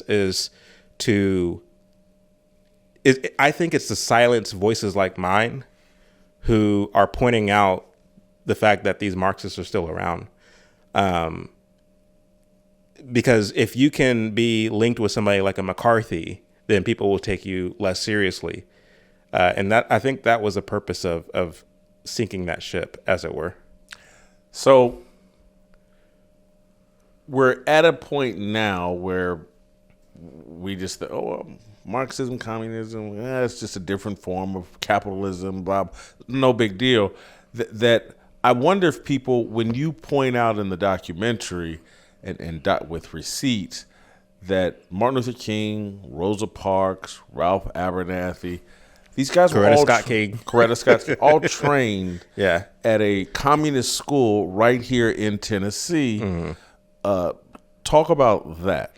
Yeah, so Montegal, Tennessee, the CIO, which was a hub of union organizations, sent two guys, Miles Horton and Don West, to Tennessee to start this communist training school.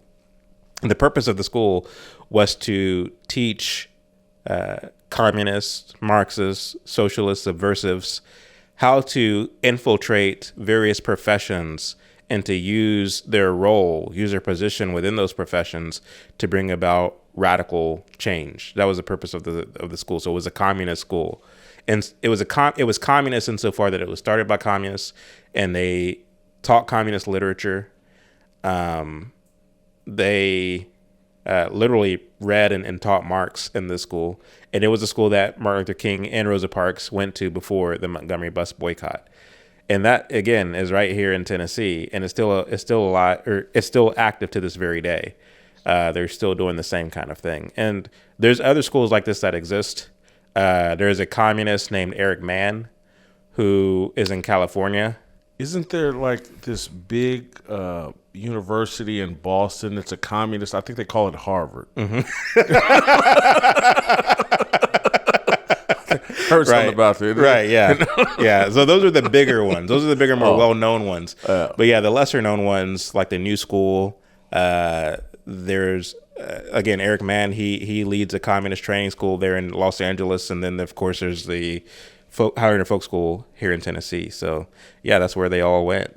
And so the reason this is important, and again, hopefully it'll land with people. Hopefully people will get the importance of it. But again, we've so mainstream communism, or so make it seem so harmless. But you really tie the pieces together. And I love the story you told about in the doc with Carl Braden. Mm-hmm. He's a communist.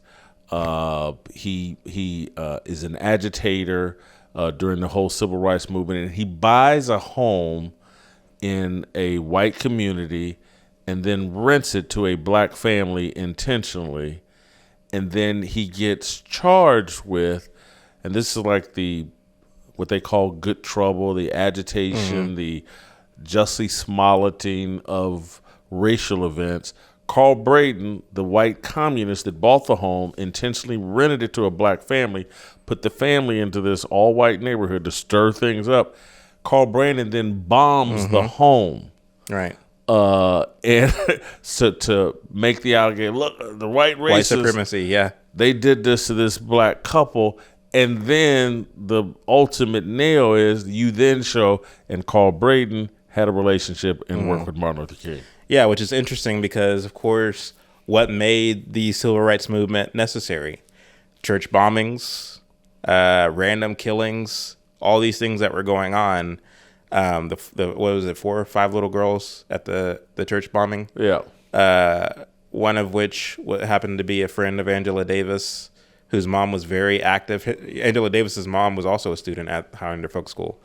But anyway, it's interesting because Carl Braden and his wife Ann Braden were very active in the civil rights movement, and the communists they were known for doing this kind of thing, rigging up bombs, trying to give the public the impression that they were doing something good, so much so that white supremacists are trying to stop them. Look at the fact that they're bombing our homes and doing all these things. Well, you're actually bombing your own homes, and there was actually a lot of black ministers who were bombing their own churches, and a lot of them got caught for bombing their own churches, trying to frame white supremacy and thus make the civil rights movement all the more legitimate in the minds of the people.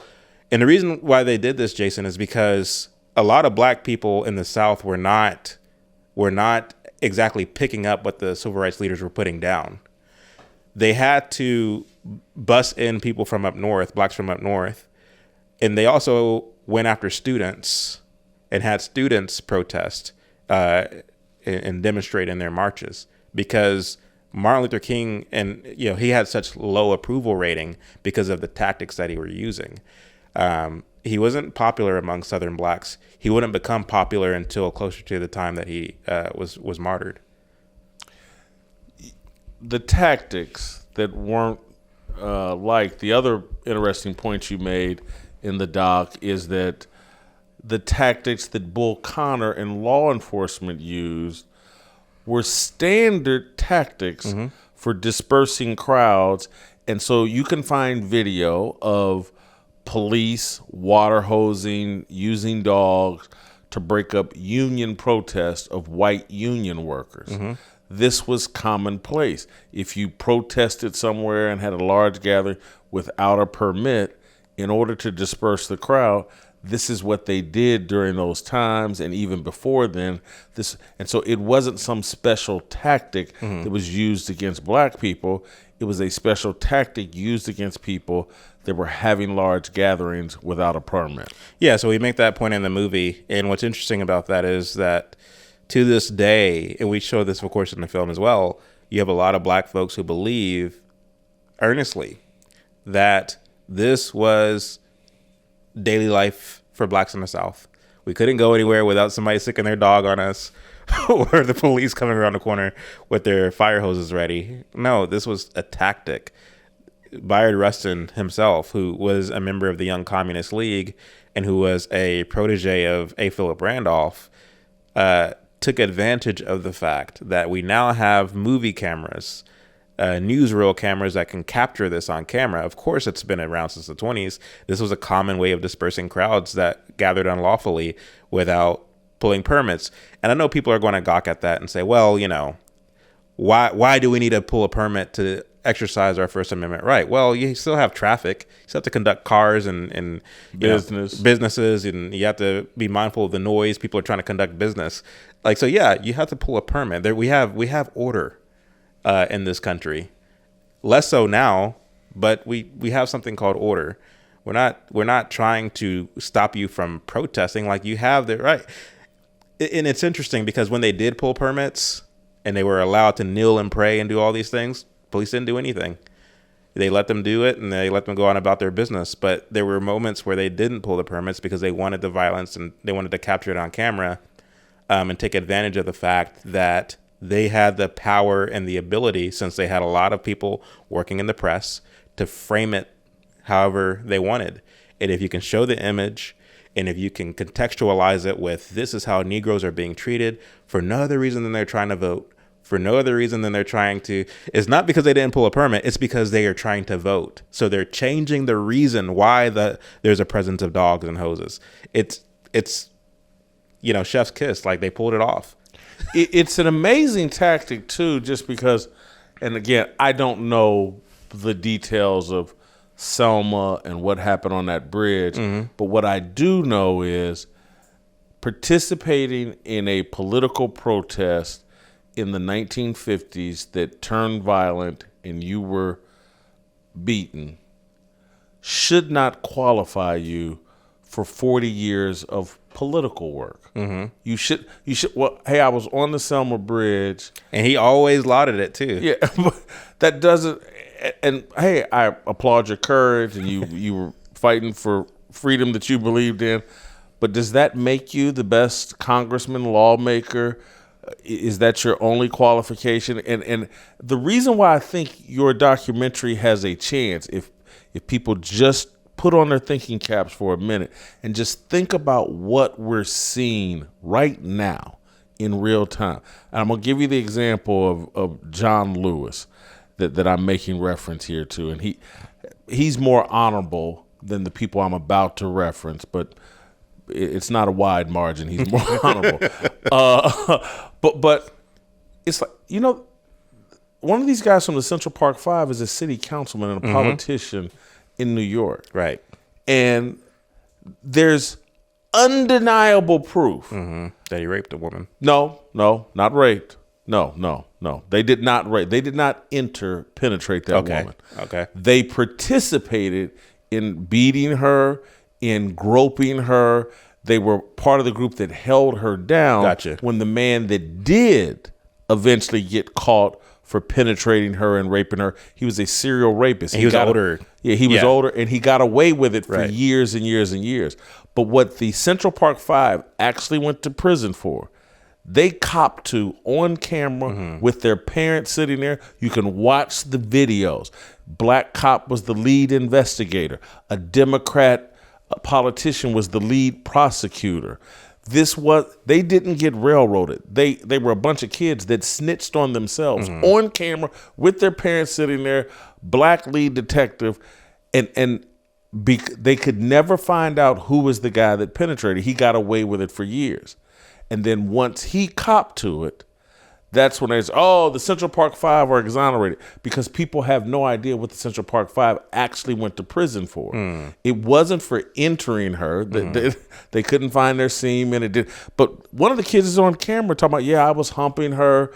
I, threw my pants, but, didn't. They're on camera admitting all this stuff. Right. And they did all of their time. They were not exonerated. The I forget what it's called, but they were never exonerated. And I'm like, but because he was a member of the Central Park Five, and we turned him into some victim, now he's a politician. Right.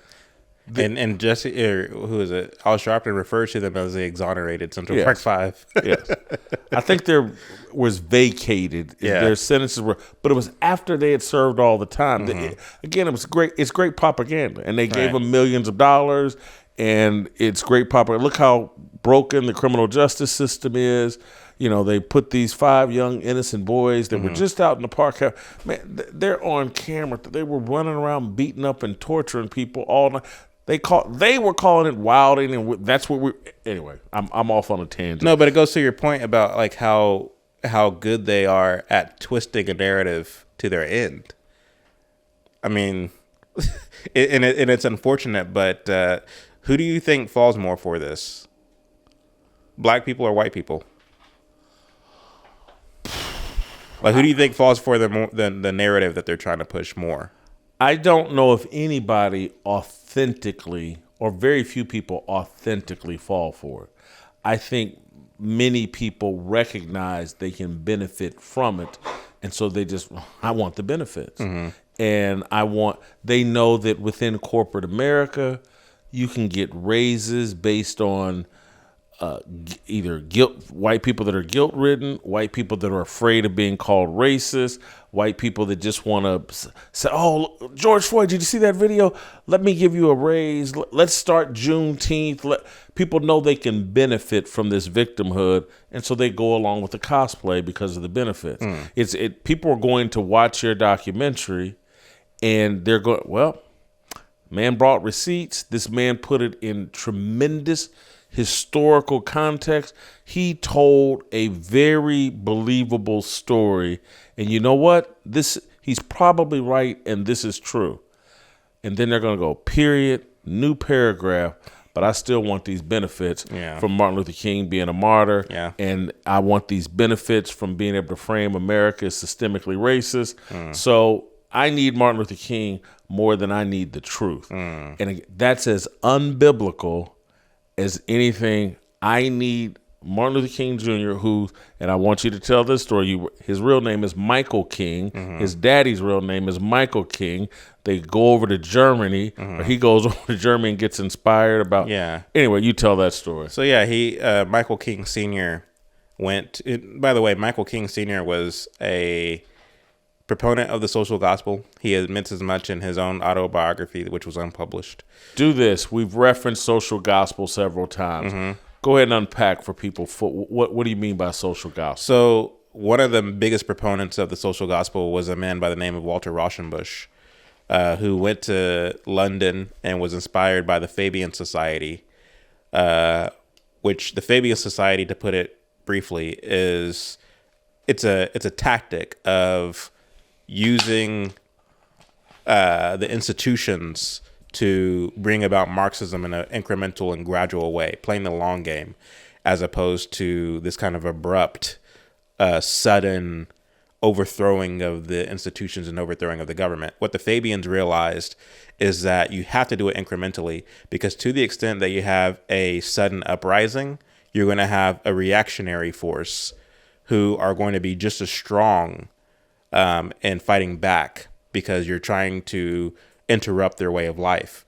However, when you move incrementally and gradually, when you slowly move into the institutions, and you can use education, you can use entertainment, you can use the press to slowly change people's minds, by the time you hit go, you won't have as much of a reactionary force because people are now conditioned to believe more of the Marxist way of life than something else. So the Fabian Society is who Walter Rauschenbusch was inspired by, and he believed that he can use some of their tactics within the church. And he wrote a book called Christianity and the Social Gospel, or something like that. I have the book at home. I have an original copy, and I actually show it in the film, by the way. But anyway, so that was what Michael King Sr. believed. He became a Baptist minister in Atlanta and was soon thereafter sent to Germany to partake in a Baptist conference shortly before Hitler's rise to power. And while he was there, he learned about the reformer Martin Luther. And he, like Karl Marx, was inspired by what he perceived to be kind of like this revolutionary thing that Martin Luther did in terms of taking power from the Catholic Church and giving it to the people. And he saw himself as the person who can do that for black churchgoers in Atlanta. So he came back and changed his name to Martin Luther King and changed his son's name to Martin Luther King Jr. But it will actually turn out that Martin Luther King Jr. would do the thing that he himself set out to do more so than he himself, if that makes sense. So he saw himself as a kind of Negro Martin Luther insofar that he can revolutionize the white Christianity in America and to use a social gospel to revolutionize the faith here in the United States. He did that, wouldn't you say? By he, you mean junior or senior? Junior. Yeah, junior would do that. Gotcha. But senior changed his name to Martin Luther King Sr. because he saw himself as the reincarnate Martin Luther. I would agree, but he probably, trust me, like anything that your boys do or any of your kids do, trust me, you're going to take credit for it. those are your arrows you shot into the world. Weren't for me, right. So there's a reason he changed his son to Martin Luther King. That's an arrow he shot into. So trust me, he feels like he did it. And just for full clarity and just for people that Ball State grads like myself, the social gossip is about using Christianity or religious faith to promote social justice or to fight social injustice, promoting social reform. It's less about, and the reason why it's important for people to understand that is this is where Martin Luther King Jr. becomes very heretical. He's a heretic. It's not about salvation. No, not at all. It's not about repentance.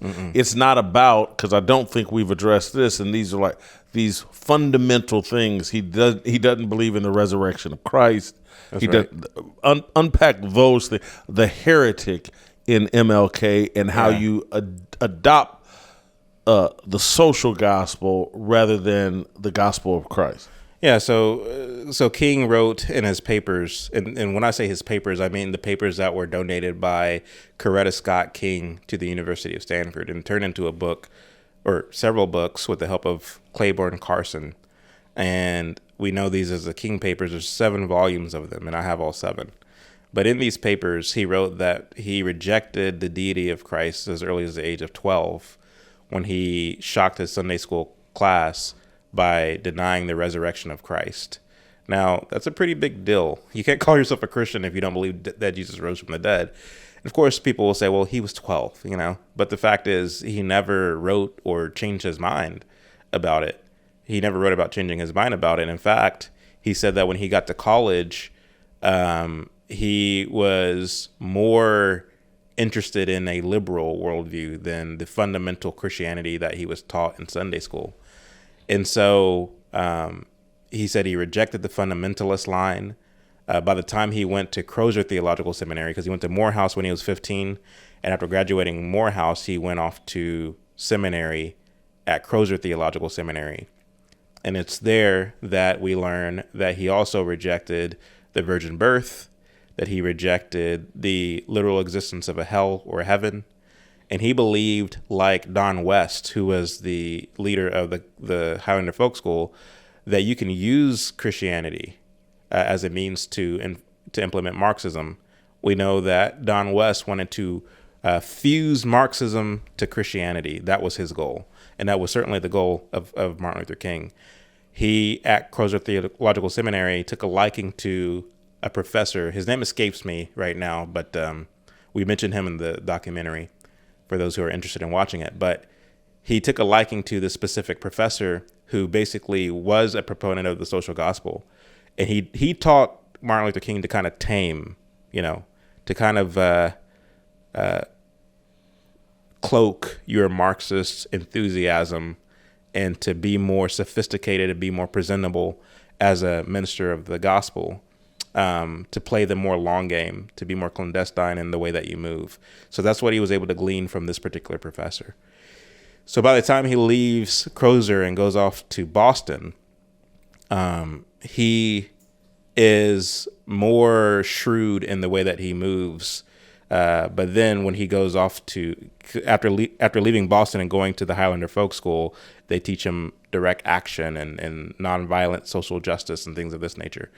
So all that to say that King got a very robust training that developed him for the work that he would later do as a civil rights leader. And then, too, he had this whole backdrop of communist agitation happening in Birmingham, in Atlanta, and Montgomery, which are the three main places that we know of concerning MLK. There's a long history dating as far back as what the work that A. Philip Randolph and Bayard Rustin were doing, that, when Martin Luther King was still in diapers, to where by the time he comes to the scene, he has this tradition, he has an educational training, and he has this belief in the so-called social gospel. And that's what we get leading up to the day that he decided that he's going to boycott the Montgomery bus system. So I want to connect all the dots here. You do it in the documentary, just in the 1/3 of the documentary that I have seen. But I want to make sure that people listening to this conversation understand that. So what Chad is arguing about Martin Luther King Sr., his goal, Martin Luther King Jr., what he executed, there's a direct connection to Karl Marx and what his goals, and Frederick Engels and what their goals were. And so when some of it, and I hate to dumb it down to this much, but some people, they don't understand when you say Marxism, they don't understand that it's Karl Marx, that it's a political theory that comes out of the 1800s, mid-1800s, from a Jewish communist, in my view, Satanist, Karl Marx. Right. And he and Frederick Engels, they are highly jealous of a Charles Spurgeon, one of the great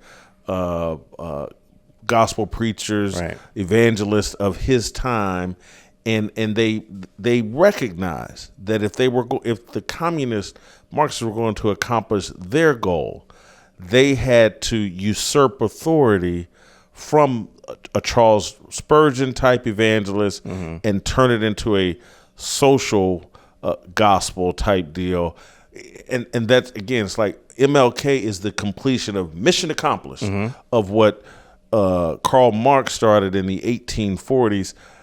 Tell us a little bit about Karl Marx and Charles Spurgeon and just how much they intentionally put these plans in place to disconnect Americans.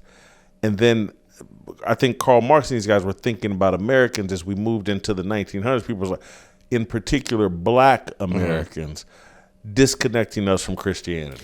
Yeah, and it's a long, convoluted story, and hopefully we do a good enough job in the documentary explaining exactly what you just laid out. Hopefully that reads with people. But you're absolutely right. I mean, Spurgeon, the great Baptist minister, was a contemporary of Marx and Engels, but also of Charles Darwin, who popularized the theory of evolution. Now, this is important because King received what I call New Thought education when he was in school. So he was being taught Darwinian evolution, and he was also being taught, in some ways, the edicts of Marxism. And he really got that education once he went off to college. But when you look at Marx and Engels, they were trying to win over the urban poor in London. The problem, the thorn on their side, was Spurgeon, because Spurgeon was preaching the gospel. He was preaching Christ and him crucified, and he was drawing very large crowds. And this was much to the chagrin of Marx and Engels. So much so that whenever Jenny Marx, who was Karl Marx's daughter, she made this little questionnaire, and she asked she asked Engels, who is a character that you find the most detestable? And he put one word, and that word was Spurgeon. So they saw the gospel as an enemy for the work that they were trying to do. And they were trying to your point, usurp the authority of the scriptures, and they were trying to replace it with that of Marxism. Now, it's interesting because when it comes to Martin Luther, who Karl Marx studied, he believed that he gleaned a lot from Luther. He liked the fact that Luther was able to usurp authority from the Catholic Church. But what Marx said is that our movement won't stop with the taking back of authority from the church. Our secularization will take over the church and will continue on past the church. So that's what Marx envisioned. So if I heard that correctly, what Marx envisioned was that the church one day would be marrying two men. That they would so reject God that they would be marrying two men and affirming gay marriage. Did I read that right? You could argue that, yeah. You could argue that. But yeah, so Marx, he was a degenerate, and he was a Satanist. If you read his poems from, when he was younger, he had a lot of occult-like beliefs. But anyway, so he envisioned taking what Martin Luther did from a secular perspective and spreading it far and wide, not just within the church, but around the world. That's what he envisioned. And so it's interesting because did he perceive that there would one day be a Martin Luther King Jr.? Probably not. But again, when you look at Marxism as a school of thought and you see it as a kind of taking up of the baton one generation to the next, it certainly was like what King was doing was certainly within the continuation and within the tradition that Karl Marx and Friedrich Engels started. I'm going to make one more sarcastic point before moving on.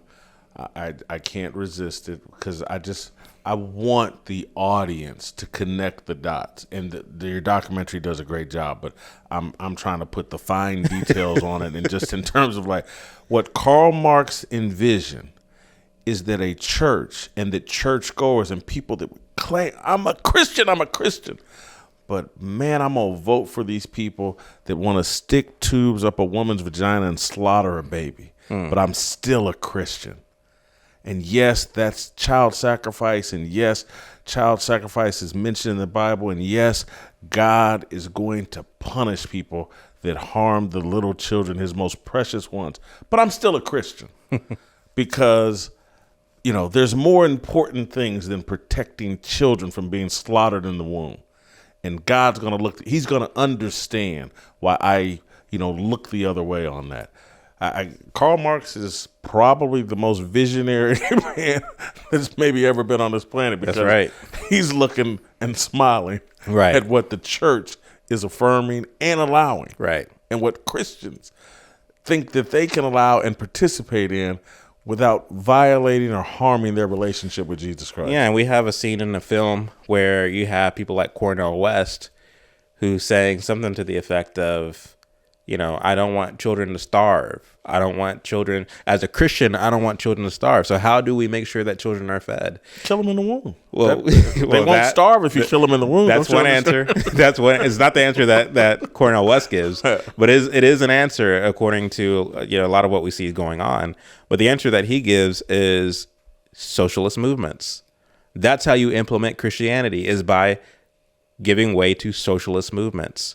And so the question the film asks is, how did we get here? Where for a lot of people, they see no difference between communism and Christianity. That's one of the biggest questions that the film seeks to answer. What's the difference? Because, leave it to Martin Luther King, there is no difference. Well, and make sure you buckle your seatbelts. We're moving into descent, into landing the plane. We're not quite there yet, but just buckle your seatbelts up. I want to move into why this conversation about Martin Luther King is vitally important in terms of understanding what fundamental changes happened to American politics and American culture and just American norms in the aftermath of the Civil Rights Act of 1964, in the aftermath of the Civil Rights Movement. Many people consider that a new founding of America. It's such a radical divergence from the principles that America was founded in. And so some people will, to me, will say, well, of course, this country was founded on slavery. And the fact that there was a new founding in 1964 makes perfect sense. This is better. What would you say? Well, you're right. I mean, when you look at this guy, John Wood Jr., who's a part of Bob Woodson's 1776, which I don't know if it's still active or not, but it's, Bob Woodson, he has a diversity of characters, which I can appreciate in his 1776 Unites thing, which was a response to Nicole Hannah Jones's 1619 Project. But he believes in this whole colorblind society. He would argue that Martin Luther King was the founding father of modern day America, of America 2.0. Sharing with him in this view is the likes of Tavis Smiley. The late John Lewis also believed that that Martin Luther King is modern America's founding father. And they're right, unfortunately. It is an America 2.0, and it's such a deviation from what America was meant to be. Sure, the founding fathers didn't agree on a whole lot. The Convention of the States, the Constitutional Convention, was a very tumultuous thing. It wasn't something that they all just came and sung Kumbaya and then ratified the Constitution. They were vehemently in disagreement. You had the Anti-Federalists and you had the Federalists. The Anti-Federalists, one of the most notable among them was Patrick Henry. And so perturbed was he by what was going on in the convention that he didn't even show up to it. And what he predicted would happen, namely the federal government imposing its will on the states, is what ended up happening. And so the fact is, when it comes to this kind of America 2.0, I would argue that it's not for the better. It's certainly not for the better. One of the things that you didn't see this in the film, in the 90 minutes that you watched, but we talk about the South before slavery, during slavery, and after slavery. We talk about the relationship between slaveholders and slaves. And the reason why we think it's necessary to address that, Jason, is because in our 21st century way of thinking, we forget the fact that slavery existed for the majority of human existence on this earth. It just did. The economy still does, but go ahead. Well, it still does, but yeah, I mean, for the overwhelming majority of our presence on the earth, slavery existed. And it's hard for a lot of us to fathom in 21st century America. The economy and the way that it worked was different. You didn't have this industrial boom and this technological boom where you can work from home and like it was very rough and rigid, and people had to fight the elements and work with their hands and work with livestock and animals because they didn't have the machinery and things of this nature. This existed not only in America, but around the world. The reason why there was such an emphasis placed on slavery in the South, even though it existed in the North, not too long before, is because of this growing trend of Marxism. That's what it had to do with. And you can read about this in the book Letters to Americans, which is correspondence between American politicians, American Union generals, even Abraham Lincoln himself, and Marx and Engels. They were in correspondence with each other. And a lot of these so-called radical Republicans were interested in usurping and imposing themselves on the South as a kind of unfinished business left over from the Convention of States. during the 1780s. And so the reason why I think that's important to bring up is because not only did you have the radical elements who were using slavery as a kind of exploitative thing to impose their will, you saw this continuing throughout Reconstruction, and you saw this continuing in A. Philip Randolph's day in the 1930s when he was the head of the National Negro Congress, and you saw this happening under Martin Luther King, using race, using exploiting these in some cases legitimate grievances to, in a sense, hand the ball off to an ever expanding federal government, because that's really what it's about. It's about expanding the role of the federal government. And when you look at when you follow the money, you follow the paperwork, you'll find that the same shadowy figures who support and fund these radical politicians are the ones who are funding these social justice movements in the streets. So they're playing on both fronts. On the one hand, they understand that in a democracy, or in our case, a constitutional republic, where the opinion of the masses matter to some degree, if you're going to impose your will, you can't just do it from the perspective of the federal government, because you have people who will cry tyranny and push back against it. However, if there's enough desire for it in the streets, now you have something going for yourself. And this is why they have an interest in supporting social justice movements. So the way, like, my approach to history is, I want to look at all sides. I want to, lift every stone and look under it, and not just take the controlled and official narrative, because oftentimes what you find is the controlled and official narrative gives way to tyranny, the same tyranny that we're supposed to be fighting. And the fact of the matter is, he who controls the narrative of the past controls the policies of the present and the conditions of the future. So the reason why we've been lied to for so long isn't just so that, they can tell the story, the history of the people they like. The reason why they tell these stories in the way that they do is because they want to control policies for the future.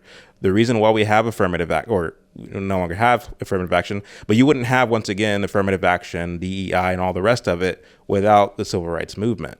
And so, yes, Martin Luther King and the civil rights movement is the founding father, or the kind of shifting, if you will, into America 2.0. And my question for anybody is, are we better for it? Let's take the technocracy and let's take industrialization and all of the benefits that we have gotten, which has more to do with the private sector than it does the government. But let's take all that stuff out of it. Yes, we have an ease of life in some respects, more so than our, great grandfathers. However, when it comes to the fact that we're committing more suicide, that we're more obese, that we are, just as far as just being human beings who are capable and competent, we're not better off. We're just not. I think we're more nihilistic. Exactly. And I say that abortion is my issue. It's like, if in the 1750s, 1850s, a child was a blessing. Right. Oh, we got more people here that's going to help us survive, and it's going to be a great asset to our family. A child's a blessing. Now a child's a burden, one that we're willing to kill at the drop of a hat. And trust me, when God finally has final say, when everybody has to hear his Supreme Court ruling, he's going to say, this child murder, I'd rather you made them slaves. Yeah. This is much worse. Right. And so what you're willing to do, and what Daryl Cooper is willing to do, and Ian Carroll, and a lot of these non-traditional historians, is you're willing to ask questions. Not just ask questions, but you're willing to deal with the wrong conclusions, with the wrong truth. There's most of history, and historians and the approved historians, they're all willing to reach the right conclusions. There go the bad guy. Rather than everybody's a little bad because we're born with this sin nature when you take this biblical worldview, and people just make the best decisions that they can. And so if in the 1500s there was widespread slavery, and then you're born in 1550, it's like why this is commonplace, widespread slavery. And then you get to 1650 and hey, slavery's still around. And you know what? We enslave white people, we enslave anybody. And then, we start doing all this sailing around and discovery, and we come across a group of people that are enslaving their own. They're selling their own into slavery. And look how primitive it is. Look how they don't even have a wheel. They don't have blah, blah, blah. I can see, and again, this isn't a conclusion you're supposed to reach. Right. But I could see someone saying, maybe they'd be better off being slaves. Right. And because it's like I saw a video in the past year where it was some people in some, I believe, African land or some undeveloped land, and they were eating ice for the first time. And they thought, you would have thought this was a miracle, and just the excitement of like they ice. And I was like, and we got people over here in America thinking we're oppressed and that we're living. I go, they're living in an undeveloped country that like time has stood still for. And someone gave them a piece of ice and they think it's a miracle from God. And so this is why, I don't know do you know E.W. Jackson, the minister? Yeah. Very great orator. But he talks about like, no, I'm a black American by divine providence, that this is exactly where God wants me to be. And this is a blessing. And that's how I view it as a black American. And we're not supposed to say that. Right. But I'm going to say it because it's just factual. Yeah. I would much rather, this is the safest, most opportunity rich, longest life expectancy place on the planet for black people right here in America. I'm not going to deny that truth just so I can receive the benefits of white guilt or whatever. And so, again, we're landing the plane. We just went through some turbulence because I got us a little bit sidetracked. I want to get back to the other thing that I thought was a brilliant and subtle point in the 90 minutes that I watched. And I don't even know if it was intentional, but it's just like when you're doing great work, people can see through lines and truths.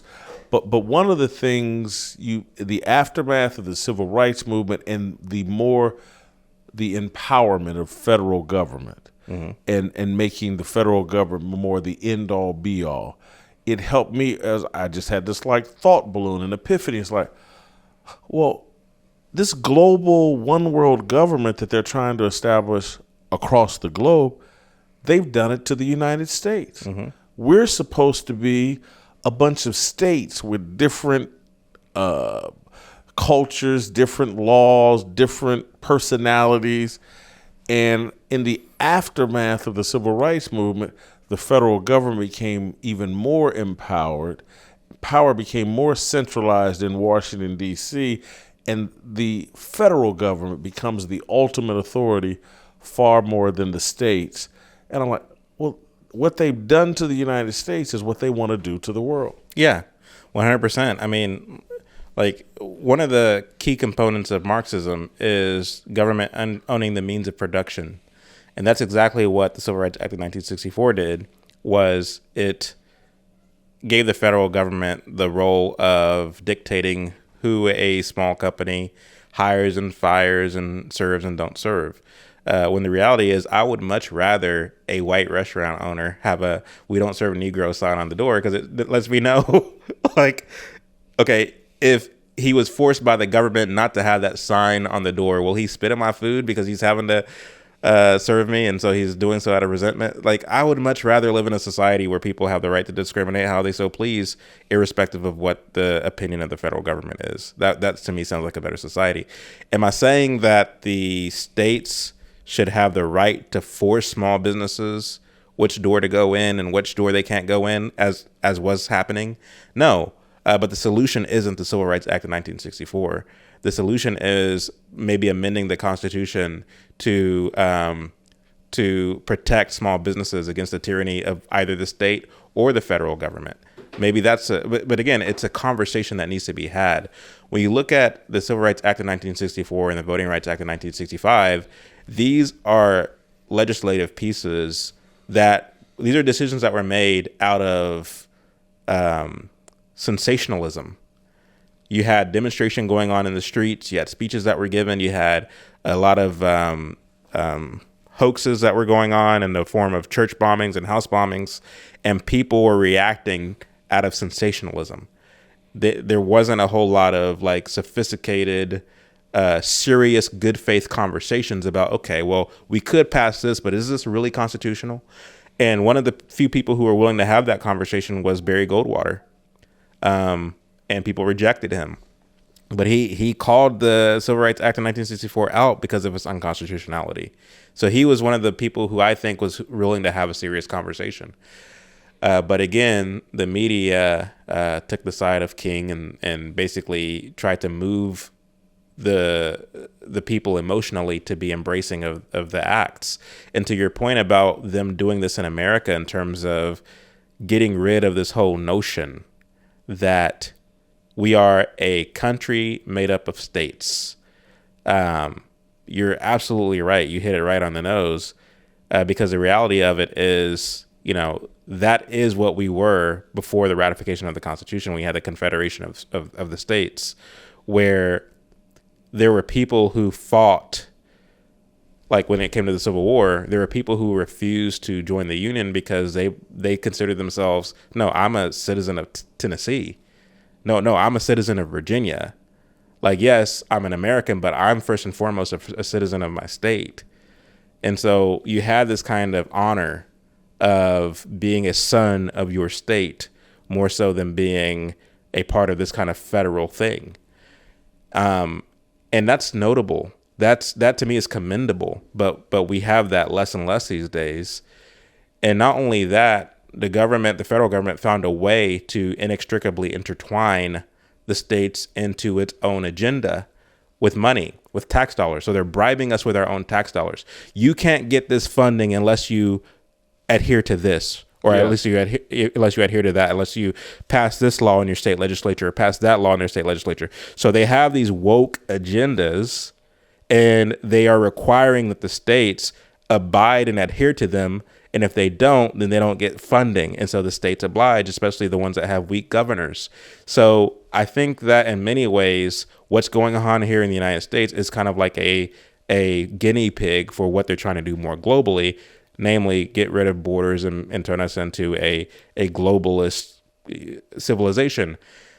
And it makes me very concerned for the world that my grandchildren will live in. It really does. But unless and until we stop giving way to this kind of demagoguery, allowing these, they tried to do what they did with Martin Luther King and Helen Keller and all these other activists. They tried to do it with Greta Thunberg, and you see these other kind of people that they are trying to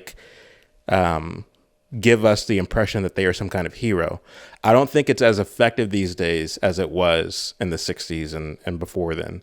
And perhaps it's because of the fact that everybody has, the public square is more saturated these days than it was in those days, where you have people kind of rising to notoriety with nothing but a camera and a computer, who are able to podcast and who are able to start YouTube channels.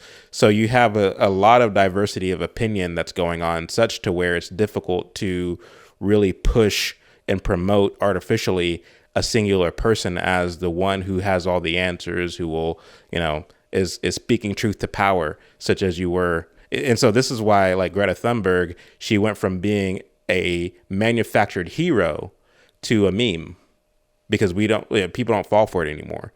But that doesn't necessarily mean that the shadowy figures have given up. They're just coming up with different ways to do it.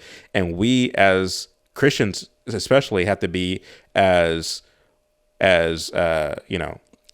gentle as doves, but as wise as as serpents. And I fear that, unfortunately, many churches are giving way to this demagoguery and to this trickery, and we don't have discernment anymore, and it's a problem. Are you optimistic? I'm white pilled, yes. I'm not black pilled. I'm not someone who believes that, oh, it's all going to burn, let's just let it all burn down. I believe that Christ still sits on the throne. I believe that he alone has the words of eternal life. And I believe that we, as his remnant, have a great commission to preach Christ and him crucified. That doesn't mean that we disengage from the culture. I think we address what's going on in the culture.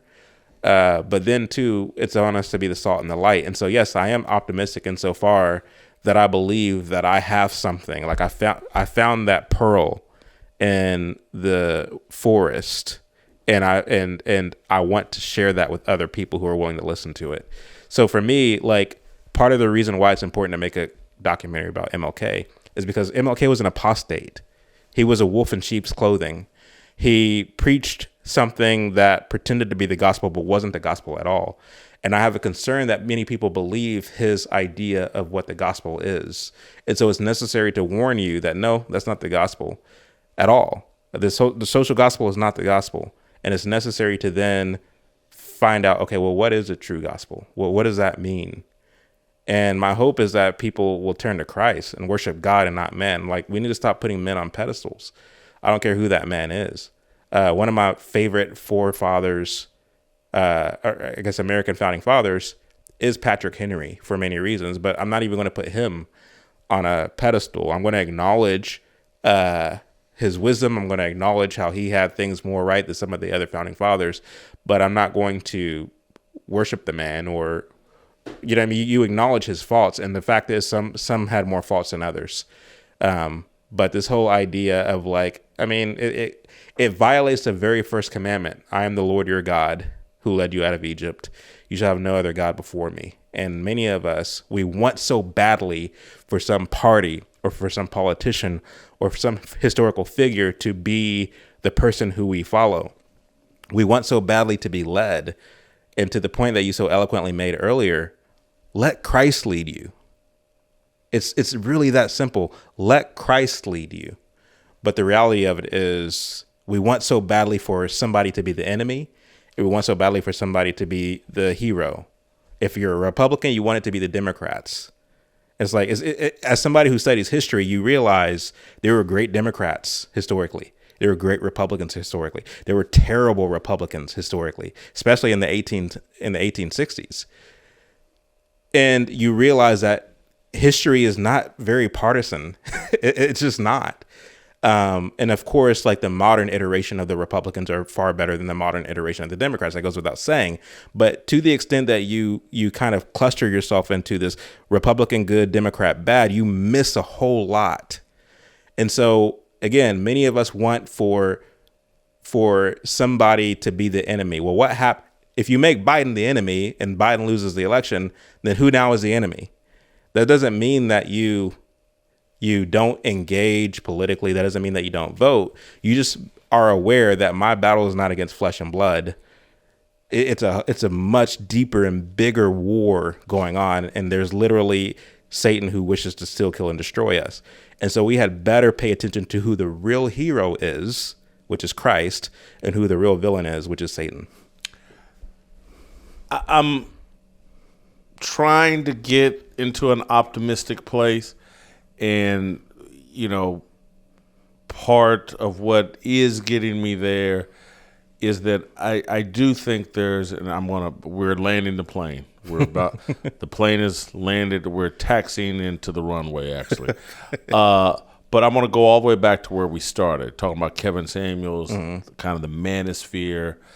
I do think what makes me a tiny bit optimistic is that men are starting to realize that maybe we need to align more. And it can't be a skin color thing. It has to be a male leadership thing. There's a ruggedness to conversation that has to happen in order for truth to prevail this entire conversation we just had here. I think men will enjoy it and understand it more. Women want people to be more comfortable. They don't want to say things. They don't want to acknowledge truths that are really uncomfortable. That, like,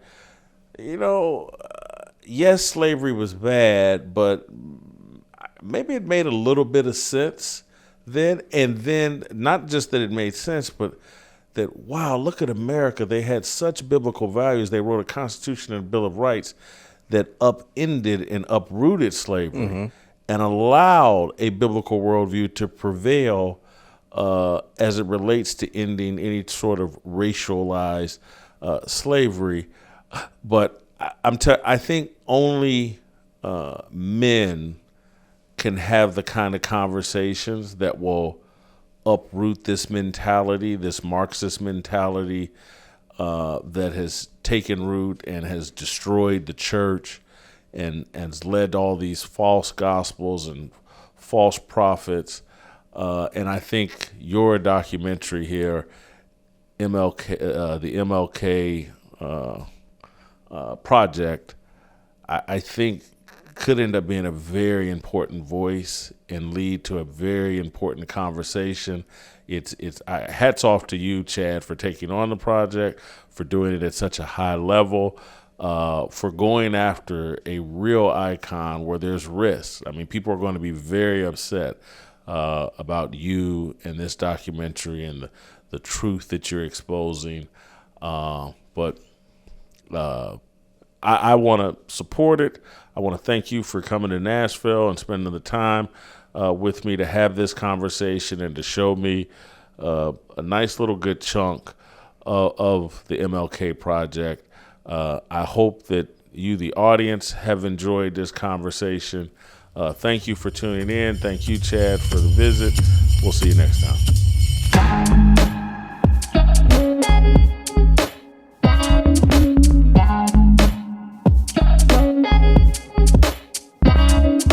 Waiting for the countdown, coming off the breakdown, standing in line for freedom. Looking for a breakout, feeling like a standoff, nothing in life like freedom. Came like a fighter, striking like a ladder, making all these moves for freedom.